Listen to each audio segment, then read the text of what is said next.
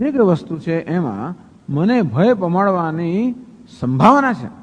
એવું નહીં કે મને ભય પમાડે છે અત્યારે, પણ એ ભય પમાડવાની સંભાવના છે. કોઈક સંજોગોમાં ભય લાગે. આપણા ઘરની અંદર જ પેલી ખુરશી, ફર્નિચર, ટેબલ વગેરે પડી હોય, કંઈ આપણે ના હોય, એકદમ અંધારું થઈ જાય તો આપણે ભય લાગે આ પેલું ઠેસ વાગશે. અંધારું એટલે નાનું ટેબલ પણ છેવટે ભયનું કારણ બને ને. અંધારું છે ત્યારે ભયનું કારણ, જો ઠેસ વાગશે તો જો ભાઈ બચીને ચાલજો. નીચેનું નાનું ટેબલ ને શું નહીં, પણ એ પણ ભયનું કારણ બને જો મારા કરતા ભિન્ન હોય તો. કહેવાનો ભાવ દરેકે દરેક વસ્તુ જે મારા કરતા ભિન્ન છે એ કોઈક સંજોગોમાં ભયનું કારણ બનવાની સંભાવના ધરાવે છે. એ જ કહેવાનો હેતુ છે. અને તેથી જો પરમાત્મા પણ મારાથી ભિન્ન હોય તો હંમેશા મને પરમાત્માનો ભય હોય છે એવું નહીં. મારાથી ભિન્ન હોય તો કોઈક સંજોગોમાં પરમાત્મા પણ મારામાં ભય જન્માવી શકે. મારું ધાર્યું ના કરે ત્યારે મને લાગે આ ભગવાન મને સજા કરી રહ્યો છે. જોને એક પછી એક વસ્તુ જે બનતી આવે છે બધા મારી ખાઈ પીને પાછળ પડે છે, સજા કરી રહ્યો છે. અને પછી આપણે ડર લાગે કે શું થશે હવે, હું શું કરીશ તો ભગવાન વળી કેવી રીતે રિએક્ટ કરશે, ભગવાનનો પ્રત્યાઘાત કેવો આવશે ખબર ના પડે આપણને. અને તેથી એ પણ ભયનું કારણ બની શકે જ્યાં સુધી જુદો છે ત્યાં સુધી. અને એટલા જ માટે સ્યાદ ભય હેતો હો પરસ્ય અન્યસ્ય અભાવ. તો પરમાત્મા જે સર્વનો ભયનો હેતુ છે એમાં અનન્ય હોય તો જ અભયમાં પ્રતિષ્ઠા શક્ય છે, નહીં તો શક્ય નથી. આગળ ચર્ચા કરશું. ઓમ પૂર્ણમદ પૂર્ણમિદમ પૂર્ણાત પૂર્ણમુદચ્યતે દાય પૂર્ણમેવાવશિષ્યતે. ઓમ શાંતિ શાંતિ શાંતિ. શંકરં શંકરાચાર્યં કેશવં બાદરાયણં સૂત્રભાષ્યકૃતૌ વંદે ભગવन्तૌ પુનઃ પુનઃ. ઈશ્વરો ગુરુરાત્મેતિ મૂર્તિભેદવિભાગિને વ્યોમવદ્વ્યાપ્તદેહાય દક્ષિણામૂર્તયે નમઃ. ઓમ શાંતિ શાંતિ શાંતિ. હરિ ઓમ. શ્રી ગુરુભ્યો નમઃ. હરિ ઓમ. યશ્ચાયં પુરુષે યશ્ચાસાવાદિત્યે સ એકઃ સ એવં વિદ અસ્માલ્લોકાત પ્રેત્ય એતમન્નમયમાત્માનમુપસંક્રામતે.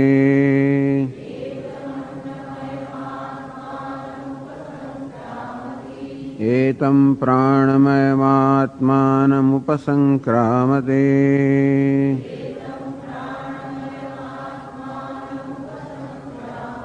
એતં મનોમયમાત્માનમુપસંક્રામતે.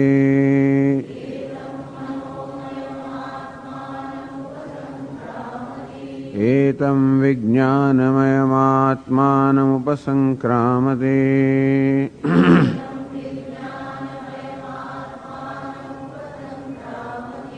એતમાનંદમયમાત્માનમુપસંક્રામતે.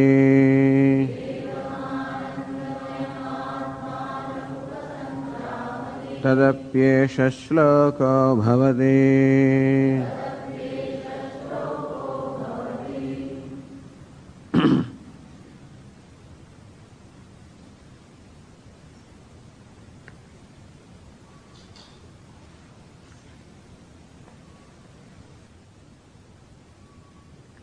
ભાષ્યકાર આ ચર્ચા અત્યારે કરી રહ્યા છે. સ એવં વિદ अस्मात् लोकात् प्रेत्य एवंविद अर्थात आ प्रकारे जाणनार ब्रह्मज्ञानी ब्रह्मने प्राप्त करे छे. જો બ્રહ્મજ્ઞાની બ્રહ્મને પ્રાપ્ત કરતો હોય તો તત્ર ચિંત્યમ,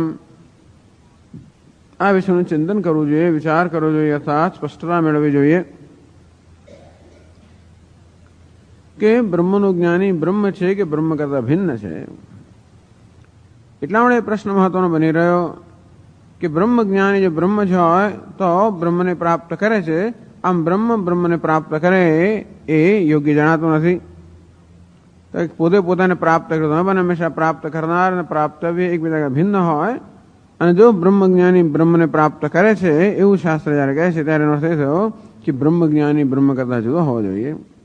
પણ જો બ્રહ્મજ્ઞાનીને બ્રહ્મ કરતા જુદો માનીએ, અર્થાત જીવને ઈશ્વર કરતા કે બ્રહ્મ કરતા જુદો માનીએ, તો શાસ્ત્રના અનેક બધા વાક્યો તત્વમસી વગેરે જે જીવ અને બ્રહ્મના ઐક્યનું પ્રતિપાદન કરનારા છે એ બધા વાક્યોનો વિરોધ થાય. અર્થાત જીવને બ્રહ્મ કરતા ભિન્ન માનીએ તો શાસ્ત્રની દ્રષ્ટિનો વિરોધ થાય, અને જીવ અને બ્રહ્મને જો એક જ માનીએ તો પછી ઉપસંક્રામથી આ જીવ બ્રહ્મને પ્રાપ્ત કરે છે એ પ્રાપ્તિ શક્ય ન બને. તેથી આ એવંવિદ અર્થાત બ્રહ્મજ્ઞાની એ કોણ છે એ સમજવું જોઈએ. અને ઉપસંક્રામથી આનંદમય આત્માને બ્રહ્મને પ્રાપ્ત કરે છે એ પ્રાપ્ત કરવું એટલે શું? તત્ર એત ચિંત્યમ, આ ચિંતનનો અર્થાત વિચારનો વિષય છે. અને પછી કહેવામાં આવ્યું, પ્રતિજ્ઞા કરવામાં આવી, સૈવ દુસ્યાત તદ્ભાવસ્ય વિવક્ષિતત્વાત. સિદ્ધાંતિ કહે છે કે અમારે એ કહેવાનું છે કે બ્રહ્મજ્ઞાની અર્થાત જીવ બ્રહ્મ જ છે, તદ્ભાવસ્ય વિવક્ષિતત્વાત. કારણ કે એવું કહેવામાં આવ્યું કે બ્રહ્મવિદ આપનોતિ પરમ, આ બ્રહ્મજ્ઞાની પરમને અર્થાત બ્રહ્મને પ્રાપ્ત કરે છે, એટલે બ્રહ્મ ભાવને પ્રાપ્ત કરે છે. તો તદ વિજ્ઞાનેન પરમાત્મા હોય યત્ર વિવક્ષિત. બ્રહ્મવિદ આપનોતિ પરમ, જેને બ્રહ્મનું જ્ઞાન છે પરમ પ્રાપ્ત કરે છે, અર્થાત જ્ઞાન માત્ર જ પરમની પ્રાપ્તિની વાત કરવામાં આવી. અને તો જ્ઞાનથી જો કંઈ પ્રાપ્ત થતું હોય તો એવું જ હોવું જોઈએ જે પહેલેથી પ્રાપ્ત જ હોય, અને આ જ્ઞાનને કારણે અપ્રાપ્ત હોય. જ્ઞાનથી કંઈ પ્રાપ્ત થતું હોય, જ્ઞાનથી વસ્તુ પ્રાપ્ત ન થાય. શાસ્ત્ર એમ કહેતું હોય જ્ઞાનથી પ્રાપ્ત થાય છે, તો એનો અર્થ એક જ હોય કે અપ્રાપ્તિ ભ્રમ હતો. કારણ જ્ઞાન માત્ર અજ્ઞાનને ભ્રમ દૂર કરે, અર્થાત અજ્ઞાનથી અપ્રાપ્તિનો ભ્રમ દૂર થાય છે. કારણ કે નહીં અન્યસ્ય અન્ય ભાવાપતિ ઉપપદ્યતે. જીવ અને બ્રહ્મ ખરેખર ભિન્ન હોય તો જીવ બ્રહ્મને પ્રાપ્ત કરે કે જીવ બ્રહ્મ બની જાય, બને જ નહીં. વસ્તુનો મૂળ સ્વભાવનો ક્યારે પણ ત્યાગ ન થાય. એટલે જીવ અને બ્રહ્મ ભિન્ન હોય અને જીવ બ્રહ્મ બની જતો હોય, તો બન્યા પછી જીવ રહ્યો કે ન રહ્યો, જો જીવ રહ્યો હોય તો બ્રહ્મ બન્યો નથી, અને જો બ્રહ્મ બની ગયો હોય તો જીવ રહ્યો નથી. આમ એક વસ્તુ બીજું ના બની શકે. તો કે તસ્યાભી તદ ભાવપતિ અનુપન્ના એવા. પણ તો આપ કહો છો એ પ્રમાણે જીવ બ્રહ્મ જો બ્રહ્મ બને એવડી કેવું? તો કે હા, એ બનવાનું કે પ્રાપ્ત કરવાનું બ્રહ્મને પ્રાપ્ત કરે કેવું? તો કે હા એવું બને. અજ્ઞાનને કારણે અપ્રાપ્તનો ભ્રમ ઉત્પન્ન થઈ શકે, અને તેથી જ્ઞાન માત્ર અપ્રાપ્તનો ભ્રમ દૂર કરે છે, કશું નવું પ્રાપ્ત કરાવતું નથી. છતાં પણ ભ્રમને કારણે જે પ્રાપ્ત હતું એ પણ અપ્રાપ્ત હોય એમ મને જણાય છે. અર્થાત ભ્રમને કારણે જે પ્રાપ્ત છે એનો પણ મને લાભ નથી. ભલે ને બ્રહ્મ પ્રાપ્ત હોય, ભલે બ્રહ્મ મારો સ્વભાવ હોય, તો પણ એનો મને લાભ નથી. કારણ કે અજ્ઞાનને કારણે હું એવું માનું છું કે બ્રહ્મ પ્રાપ્ત છે. તો જેવી મારી માન્યતા તેવો હું તો બ્રહ્મને પ્રાપ્ત માનતો હું તો બ્રહ્મ પ્રાપ્ત જ છે. અને અવિદ્યાકૃત તાદાત્મ્ય અપોહાર્થત્વાદ. અને અપ્રાપ્તિનો ભ્રમ કેમ જન્મ્યો? કારણ કે અનાત્માને આત્મા માનવામાં આવે છે. આ પંચકોશ રૂપે અનાત્મામાં આત્મબુદ્ધિ હોવાને કારણે મનુષ્ય પોતાને જીવ માને છે અને બ્રહ્મથી ભિન્ન માને છે. અને તેથી અવિદ્યાને કારણે અનાત્મા જેને આત્મા માનવામાં આવતો હતો એમાંનો અધ્યારોપ દૂર થાય છે. યહી બ્રહ્મ વિદ્યા સ્વાત્મ પ્રાપ્તિ ઉપદિશ્યતે સા અવિદ્યાકૃતસ્ય અન્નમયાદ વિશેષાત્મન આત્મત્વેન અધ્યારોપિતસ્ય અનાત્મન અપોહાર્થ. અન્નમયથી માંડીને આનંદમય સુધીનો જે અનાત્મા છે, જેને આત્મા માનવામાં આવે છે, એમાં આત્મબુદ્ધિ નિવૃત્ત કરવી એ જ માત્ર આ જ્ઞાન કરે છે, અને એ જ જ્ઞાનથી પ્રાપ્તિ અહીંયા વિવક્ષિત છે. કથમ એવમ અર્થતા અવગમ્યતે. આપ શા પ્રત્યે એમ કહો છો કે બસ આટલું જ ખરેખર શાસ્ત્રની વિવક્ષા છે, વક્તુમ ઈચ્છા, આ જ શાસ્ત્ર કહેવા માંગે છે, આ જ શાસ્ત્રનું તાત્પર્ય છે. શાસ્ત્ર તો કહે છે કે જીવ બ્રહ્મને પ્રાપ્ત કરે છે, ત્યારે આપ કહેવો છો કે નહીં, પ્રાપ્ત ખરેખર કરતો નથી, માત્ર અપ્રાપ્તિનો ભ્રમ જ દૂર થાય છે. એ અપ્રાપ્તિનો ભ્રમ જન્મ્યો અનાત્મામાં આત્મબુદ્ધિને કારણે.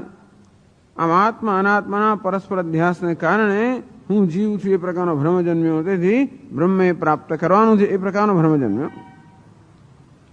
અને જ્ઞાન માત્ર ભ્રમને જ દૂર કરે છે, આવું આપ શા પરથી કહો છો? વિદ્યા માત્ર ઉપદેશાદ બ્રહ્મવિદ આપનોધિ પરમ. આ ગ્રંથમાં માત્ર વિદ્યાનો જ, બ્રહ્મ વિદ્યાનો જ ઉપદેશ કરવામાં આવ્યો છે, એ સિવાય બીજા કશાનો ઉપદેશ કરવામાં આવ્યો નથી. વિદ્યા સદુષ્ટમ કાર્યમ અવિદ્યા નિવૃત્તિ. અને બધા જાણે છે કે વિદ્યા એક જ વસ્તુ કરી શકે, અવિદ્યાની નિવૃત્તિ. તચ્ચૈય વિદ્યા માત્રમ આત્મપ્રાપ્ત સાધનમ ઉપદેશ્યતે. અને આ ગ્રંથમાં આપણે જોઈએ છે કે આત્માની પ્રાપ્તિ માટે, બ્રહ્મની પ્રાપ્તિ માટે માત્ર વિદ્યાનો જ ઉપદેશ કરવામાં આવ્યો છે, વિદ્યાને સાધનરૂપ ઉપદેશ કરવામાં આવ્યું છે. એટલે અમે કહીએ છીએ કે વિદ્યાથી એક જ વસ્તુ થાય, અવિદ્યાની નિવૃત્તિ. એનો અર્થ એ થયો કે અવિદ્યાની નિવૃત્તિથી બ્રહ્મ પ્રાપ્ત થાય છે. એનો અર્થ એ થયો કે અવિદ્યાના હોવાને કારણે બ્રહ્મ પ્રાપ્ત હતું, અને તે અપ્રાપ્તિ ભ્રમ છે, એ વાસ્તવિકતા નથી. પ્રશ્ન કર્યો કે જ્ઞાનનો ઉપદેશ કર્યો એટલે પ્રાપ્ત જ હોય એવું ઓછું છે. માર્ગ વિજ્ઞાનોપદેશ વધી છે. કેમ આપણે કોઈને બીજા ગામે જવું હોય તો આપણે એને માર્ગનો ઉપદેશ કરીએ, અને તેથી ઉપદેશ જ્ઞાનનો ઉપદેશ કરો. માર્ગ વિજ્ઞાન, માર્ગનું વિજ્ઞાન, માર્ગનું જ્ઞાન છે, ઉપદેશ કરીએ કેવી રીતે ત્યાં જવું. તો જ્ઞાનનો ઉપદેશ કરવામાં આવ્યો એટલા જ માટે, જે પ્રાપ્ત કરવાનું છે પ્રાપ્ત છે એવો નિયમ નથી. આપ કહો છો કે આ ગ્રંથમાં માત્ર જ્ઞાનનો જ ઉપદેશ કરવામાં આવ્યો એટલા માટે બ્રહ્મ પ્રાપ્ત છે, તો કે એવું નિયમ નથી. માર્ગ વિજ્ઞાનોપદેશવત. કોઈકને બીજા ગામે જવું હોય તો ગામે કેમ પહોંચવું એના માર્ગનો આપણે જેમ ઉપદેશ કરતા હોઈએ છીએ, પણ એનો અર્થ નહીં કે ગ્રામ પ્રાપ્ત થયું છે એ પ્રાપ્ત કરવાનું હોય છે. તદાત્મત્વે વિદ્યા માત્ર સાધનોપદેશ અહેતુ. અને માત્ર વિદ્યાનો જ ઉપદેશ હોય એટલા માટે જે પ્રાપ્ત હોય છે પ્રાપ્ત જ છે એવો નિયમ નથી. જેમ કે પેલું ગામ પ્રાપ્ત નથી, અને તે રીતે માત્ર બ્રહ્મ વિદ્યાનો ઉપદેશ કરવામાં આવ્યો તેટલા માટે બ્રહ્મ પ્રાપ્ત છે એવું શા માટે કહી શકાય? નહીં, ગ્રામ એવ ગંતાય તે છે, જે ગામ છે એ જ પેલો જનારો છે એવું નથી. તો કે તમારી વાત સાચી છે, આ ગામના માર્ગના ઉપદેશ વિશે વાત સાચી છે ના વૈધર્મ્યાત, પરંતુ અહીં એ પ્રમાણે નથી. તત્રી ગ્રામ વિષય વિજ્ઞાનમ ન ઉપદિશ્યતે તત્ પ્રાપ્તિ માર્ગ વિષયમે ઉપદિશ્યતે વિજ્ઞાનમ. ત્યાં કોઈ એમ નથી કે ત્યાં તો શું કહે છે કે ત્યાં તો પ્રાપ્તિ માર્ગ વિષયમે ઉપદિશ્યતે. એ ગામને કેમ પ્રાપ્ત કરવું એ માટેના વિજ્ઞાન જ ઉપદેશ ત્યાં છે, ગામનો ઉપદેશ નથી. અહીં તો બ્રહ્મનો ઉપદેશ છે. ત્યાં એમ નથી કહેતા કે તું ગામ છે એવો ઉપદેશ નથી કરવામાં આવતો. આ ગ્રામને પ્રાપ્ત કરવાનો માર્ગ છે એવું કહેવામાં આવે, પરંતુ તું જ વડોદરા છે એવું નથી કહેતા. ભાઈ વડોદરા જવાનો માર્ગ છે. અહીં શું કહે છે? તું બ્રહ્મ છે. અને તેથી ઉપદેશનો પ્રકાર જુદો છે. વાત સાચી છે કે માત્ર જ્ઞાનનો ઉપદેશ કરવામાં આવે એટલે જે પ્રાપ્તવ્ય અને પ્રાપ્ત કરનાર એ બંને એક જ છે એવું નથી. પણ અહીં તો જે પ્રાપ્ત કરનાર છે એને કહેવામાં આવે કે તું જ ધ્યેય છે. સાધક એને કહેવામાં આવ્યું કે તું સાધ્ય છે. એમ કરીને એ જ્ઞાનથી સાધક અને સાધ્ય વચ્ચેનો ભેદ છે, એ ભેદને દૂર કરવામાં આવે છે.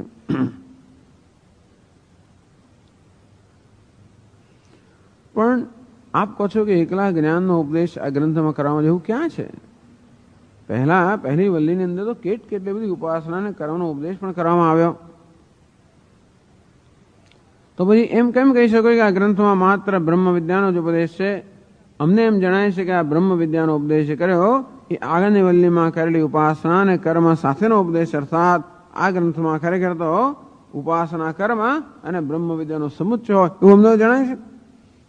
અર્થાત ભલે બ્રહ્મ વિદ્યાનો ઉપદેશ કર્યો હોય, પરંતુ આ ગ્રંથની રચના પરથી જણાય છે કે બ્રહ્મ વિદ્યાને પણ કર્મ અને ઉપાસનાની આવશ્યકતા છે, અને તો જ ખરેખર એ વિદ્યા પોતાનું કાર્ય સાધી શકે. તો કે ના, નિત્યત્વાત મોક્ષસ્ય ઇત્યાદિના પ્રત્યુક્તત્વાત. તો કે નહીં, આનો ઉત્તર આપી દેવામાં આવે છે. આગળ આ ચર્ચા થઈ ગઈ છે કે મોક્ષ નિત્ય છે. નિત્ય તે જ હોય જેની ઉત્પત્તિ ન હોય. કર્મ વસ્તુની ઉત્પત્તિ કરી શકે. કર્મ શું કરી શકે?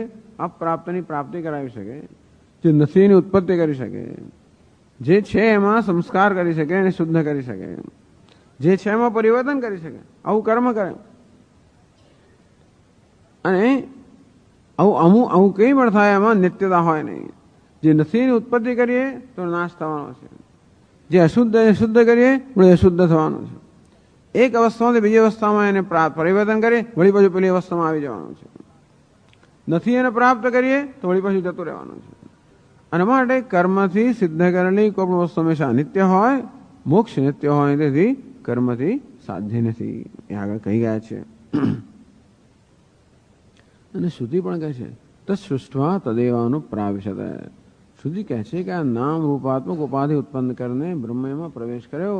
અને તેથી અત્યારે જે જીવ છે વાસ્તવમાં બ્રહ્મ છે એમ કરીને જીવના બ્રહ્મનું ઐક્યનું પ્રતિપાદન શ્રુતિ કરે છે. यदि कार्यस्थस्य तद आत्मत्व दर्शयति. કાર્ય અર્થાત આ ઉપાધિમાં છે એ વાસ્તવમાં બ્રહ્મ છે એવું શ્રુતિ સ્પષ્ટ કહે છે. અભય પ્રતિષ્ઠા ઉપદેશ છે. અને જીવન બ્રહ્મ એક હોય કે જીવને ઈશ્વર એક હોય તો જ ખરેખર અભયમાં પ્રતિષ્ઠા થઈ શકે. અભયમ પ્રતિષ્ઠા વિંદતે. અહીં કહે છે કે આ બ્રહ્મજ્ઞાની અભયમાં નિર્ભયતામાં પ્રતિષ્ઠા પ્રાપ્ત કરે છે. એ મુખ્ય અર્થમાં નિર્ભયતા ત્યારે જ હોઈ શકે જ્યારે ઈશ્વર જીવથી ભિન્ન ન હોય. એટલા જ માટે કે સમગ્ર જગત આ ઈશ્વરના ભયથી કાર્ય કરી રહ્યું છે. ઈશ્વર કેવો છે? સમગ્ર જગતનો ભય હેતુ. ભય હેતુ કેમ છે? ભીષાસ્માદ વાતઃ પવતે ભીષોદયતિ સૂર્ય હે.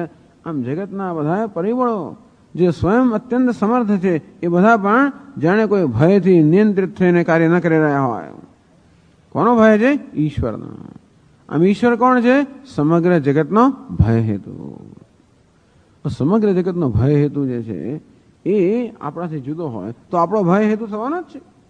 અને તેથી જ્યાં સુધી ઈશ્વર જે બધાને ભય પમાડનાર છે એમાંથી જુદો હોય ત્યાં સુધી હું નિર્ભય કેમ હોઈ શકું? એ મારા પક્ષમાં હોય તો મને નિર્ભયતા હોય. પણ મારા પક્ષમાં છતાં મારાથી જુદો તો ક્યારેક વળી પાછો મારા પક્ષમાં ના પણ રહે. એવું ખરું ને? જુદો છે તો શક્ય છે કંઈક ફાટફૂટ થાય. ભગવાન સાથે થાય કેમ ના થાય? અને તો વળી પાછો ભય જન્મે. અને તેથી તો જ ભય ના જન્મે જ્યારે ઈશ્વર હું છું. એટલે અભયમ પ્રતિષ્ઠા વિંદતે. કેવી સુંદર રીતે આ ગ્રંથનું તાત્પર્ય સમજાવે છે કે આ ગ્રંથમાં જે રીતે નિરૂપણ કરવામાં આવ્યું છે એમાં કેવી રીતે જીવન બ્રહ્મના ઐક્યનું નિરૂપણ છે. બ્રહ્મવિદ આપનોદી પરમ એમાં પણ ઐક્યનું નિરૂપણ છે. તત્સૃષ્ટવા તદેવાનું પ્રાવિશત ઐક્યનું નિરૂપણ છે. અભયમ પ્રતિષ્ઠા વિંદતે ઐક્યનું નિરૂપણ દેખાતું નથી એટલે બતાવે છે. આમ તત્વમસી વાક્યો તો સ્પષ્ટ બ્રહ્મલિંગ વાક્ય અર્થાત સ્પષ્ટ રીતે એમાં જીવને બ્રહ્મના ઐક્યનો ઉપદેશ કરવામાં આવ્યો છે. પણ આ વાક્યમાં સ્પષ્ટ રીતે ઉપદેશ થતો એવું જણાતું નથી. તત્સૃષ્ટવા તદેવાનું પ્રાવિશત કે બ્રહ્મવિદ આપનોદી પરમ કે અભયમ પ્રતિષ્ઠા વિંદતે આ બધા મહાવાક્યો છે. મહાવાક્ય અર્થાત જીવને બ્રહ્મના ઐક્યનું પ્રતિપાદન કરનારા વાક્યો છે. પરંતુ સ્પષ્ટ રીતે આપણને જણાતું નથી. એટલા માટે ભાષ્યકાર આ પ્રકારની ચર્ચા હાથમાં લઈને બતાવે છે કે કેવી રીતે ત્યારે જ આ વાક્યોમાં રહેલું તાત્પર્ય સ્પષ્ટ થાય જ્યારે જીવન બ્રહ્મ એક હોય તો થાય. અભય પ્રતિષ્ઠા ઉપદેશ છે તો જ અભયમાં નિર્ભયમાં પ્રતિષ્ઠિત થઈ શકાય. યદિ વિદ્યાવાન સ્વાત્મનન્યત ન પશ્યતિ. જો વિદ્યાવાન અર્થાત વિદ્વાન જ્ઞાની પુરુષ આત્માથી બીજા કશાનું દર્શન ન કરતો હોય તત અભયમ પ્રતિષ્ઠા વિંદતે ઇતિ સ્યાદ. તો જ નિર્ભયતામાં પ્રતિષ્ઠા શક્ય છે. દ્વિતીયાદ વૈ ભયમ ભવતી. ઈશ્વરની વાત તો જવા દો ને. જગતમાં કશી વસ્તુમાંથી જુદી હોય, કોઈ પણ વસ્તુમાંથી ભિન્ન હોય તો મારા ભયનું કારણ બનવાની સંભાવના કરે. બોલે અત્યારે ના હોય છતાંય ભયનું કારણ બનવાની સંભાવના કરે. કોઈ પણ વસ્તુ માંથી જુદી હોય તો.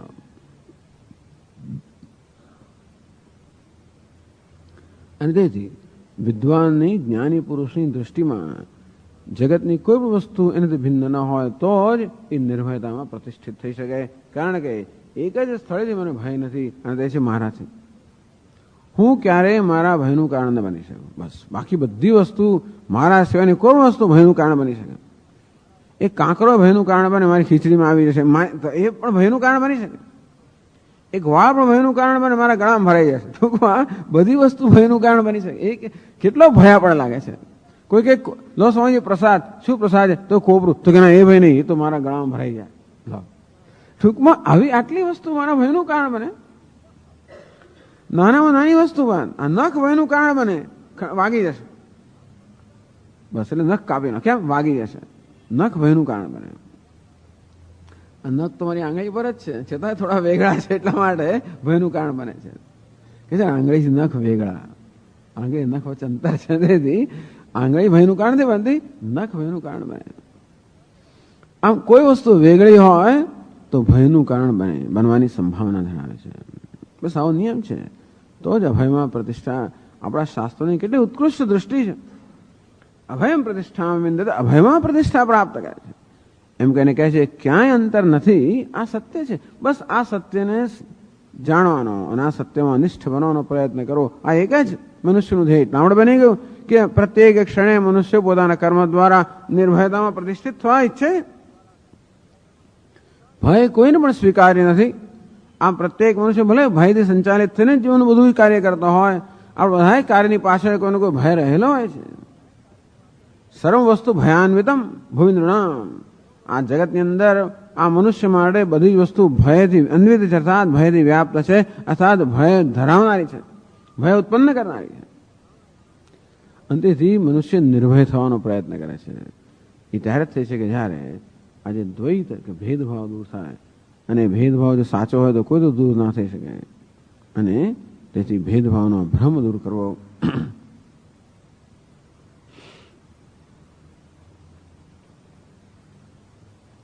હવે આગળ ચર્ચા કરે છે દોનો ઈશ્વરસ્ય અનન્યત્વે બી.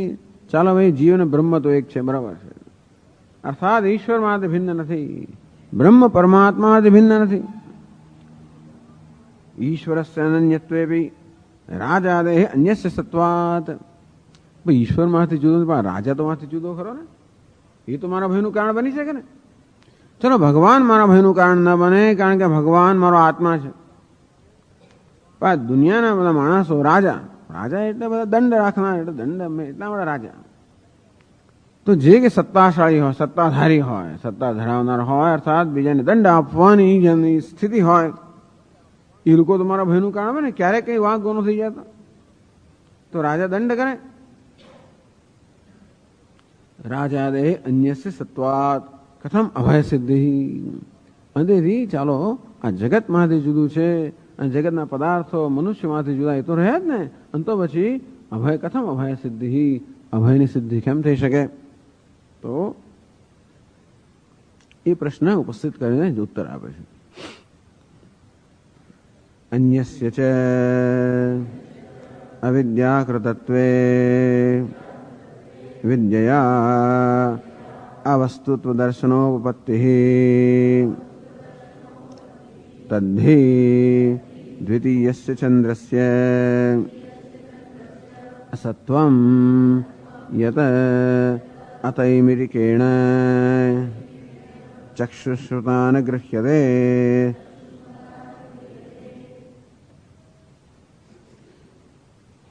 અન્યસ્ય ચ અવિદ્યાકૃતત્વે વિદ્યા અવસ્તુત્વ દર્શન ઉપપત્તિઃ.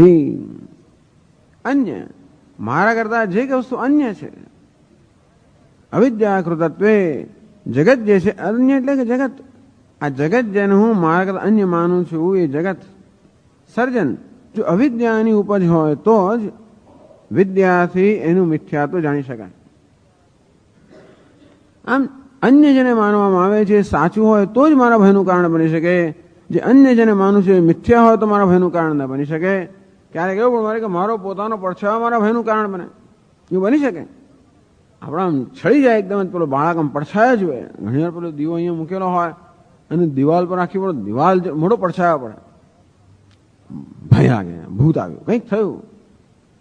આ અજ્ઞાનને કારણે પડછાયો પણ મારા ભયનું કારણ બની શકે, કારણ કે એને કંઈક સત્ય માનવામાં આવે છે. અર્થાત અન્ય હોય અને સત્ય હોય તો જ મારા ભયનું કારણ હોઈ શકે. અને તેથી વિદ્યા અવસ્તુત્વ દર્શનોપત્તિ. આ જગત જેને અન્ય માનવામાં આવે છે એ જગત જો અવિદ્યાની ઉપજ હોય તો જ વિદ્યાથી મને જ્ઞાન થાય કે મિથ્યા છે, અર્થાત અન્ય નથી.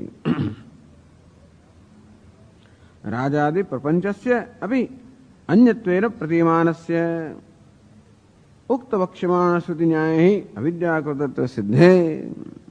ટૂંકમાં રાજાથી માંડીને જગતમાં જે કે બધી વસ્તુઓ છે બધી જ આગળ કહેવામાં આવ્યું ને હવે વળી કહેવામાં આવશે એ પ્રમાણે બધું અવિદ્યાની ઉપજ છે. શાસ્ત્ર પણ કહે છે તસ્માદ વા એ તસ્માદ આત્મના આકાશ સંભૂત. આવું કહ્યું જ્યારે અહીં પણ જ્યારે સર્જનનું વર્ણન કરવામાં આવ્યું બહુશ્યામ પ્રજાએતી, આ બધા દ્વારા શું કહેવામાં આવ્યું? સો કામાય તો બહુશ્યામ, એને કામ ના કરે હું બહુ બની જવું. પ્રજાએ ઉત્પન્ન જગત રૂપે ઉત્પન્ન થવું એટલે શું થયું? અર્થાત જગતની ઉત્પત્તિ માત્ર સંકલ્પમાંથી જ છે, કોઈ સાચી વસ્તુ નથી. આત્મામાંથી આકાશ, આકાશમાંથી વાયુ વગેરે ઉત્પન્ન થયું. આત્મામાંથી શું ઉત્પન્ન થઈ શકે? આત્મામાંથી એક જ વસ્તુ ઉત્પન્ન થાય અને જે મિથ્યા હોય એ વસ્તુ એ સિવાય ઉત્પન્ન ના થઈ શકે. ચૈતન્યમાંથી ઉત્પન્ન શું થાય? એ તો કે ખરા વેદાંતિ લોકો આત્મા અભિન્ન નિમિત્ત ઉપાદાન કારણ છે. અરે ભાઈ આત્મા કેવી રીતે ઉપાદાન કારણ બની શકે? કેવી રીતે ઉપાદાન કારણ? તો એ જ વસ્તુ બની શકે જેમાં કોઈ પ્રકારનું પરિવર્તન આવે. આત્મા ચૈતન્ય હોવાને કારણે નિર્વિકાર છે, એ નિર્વિકારમાં પરિવર્તન ન આવી શકે અને નિર્વિકાર ઉપાદાન કારણ બની જ કેમ શકે? એમ કહીને બતાવી દીધું કે આ જગત સર્જન તો કલ્પના જ છે ને. હા, એવું થઈ શકે કે કલ્પનાને કારણે કે અધ્યારોપને કારણે જે નિર્વિકાર છે એમાં વિકાર દર્શન થાય, એ શક્ય છે.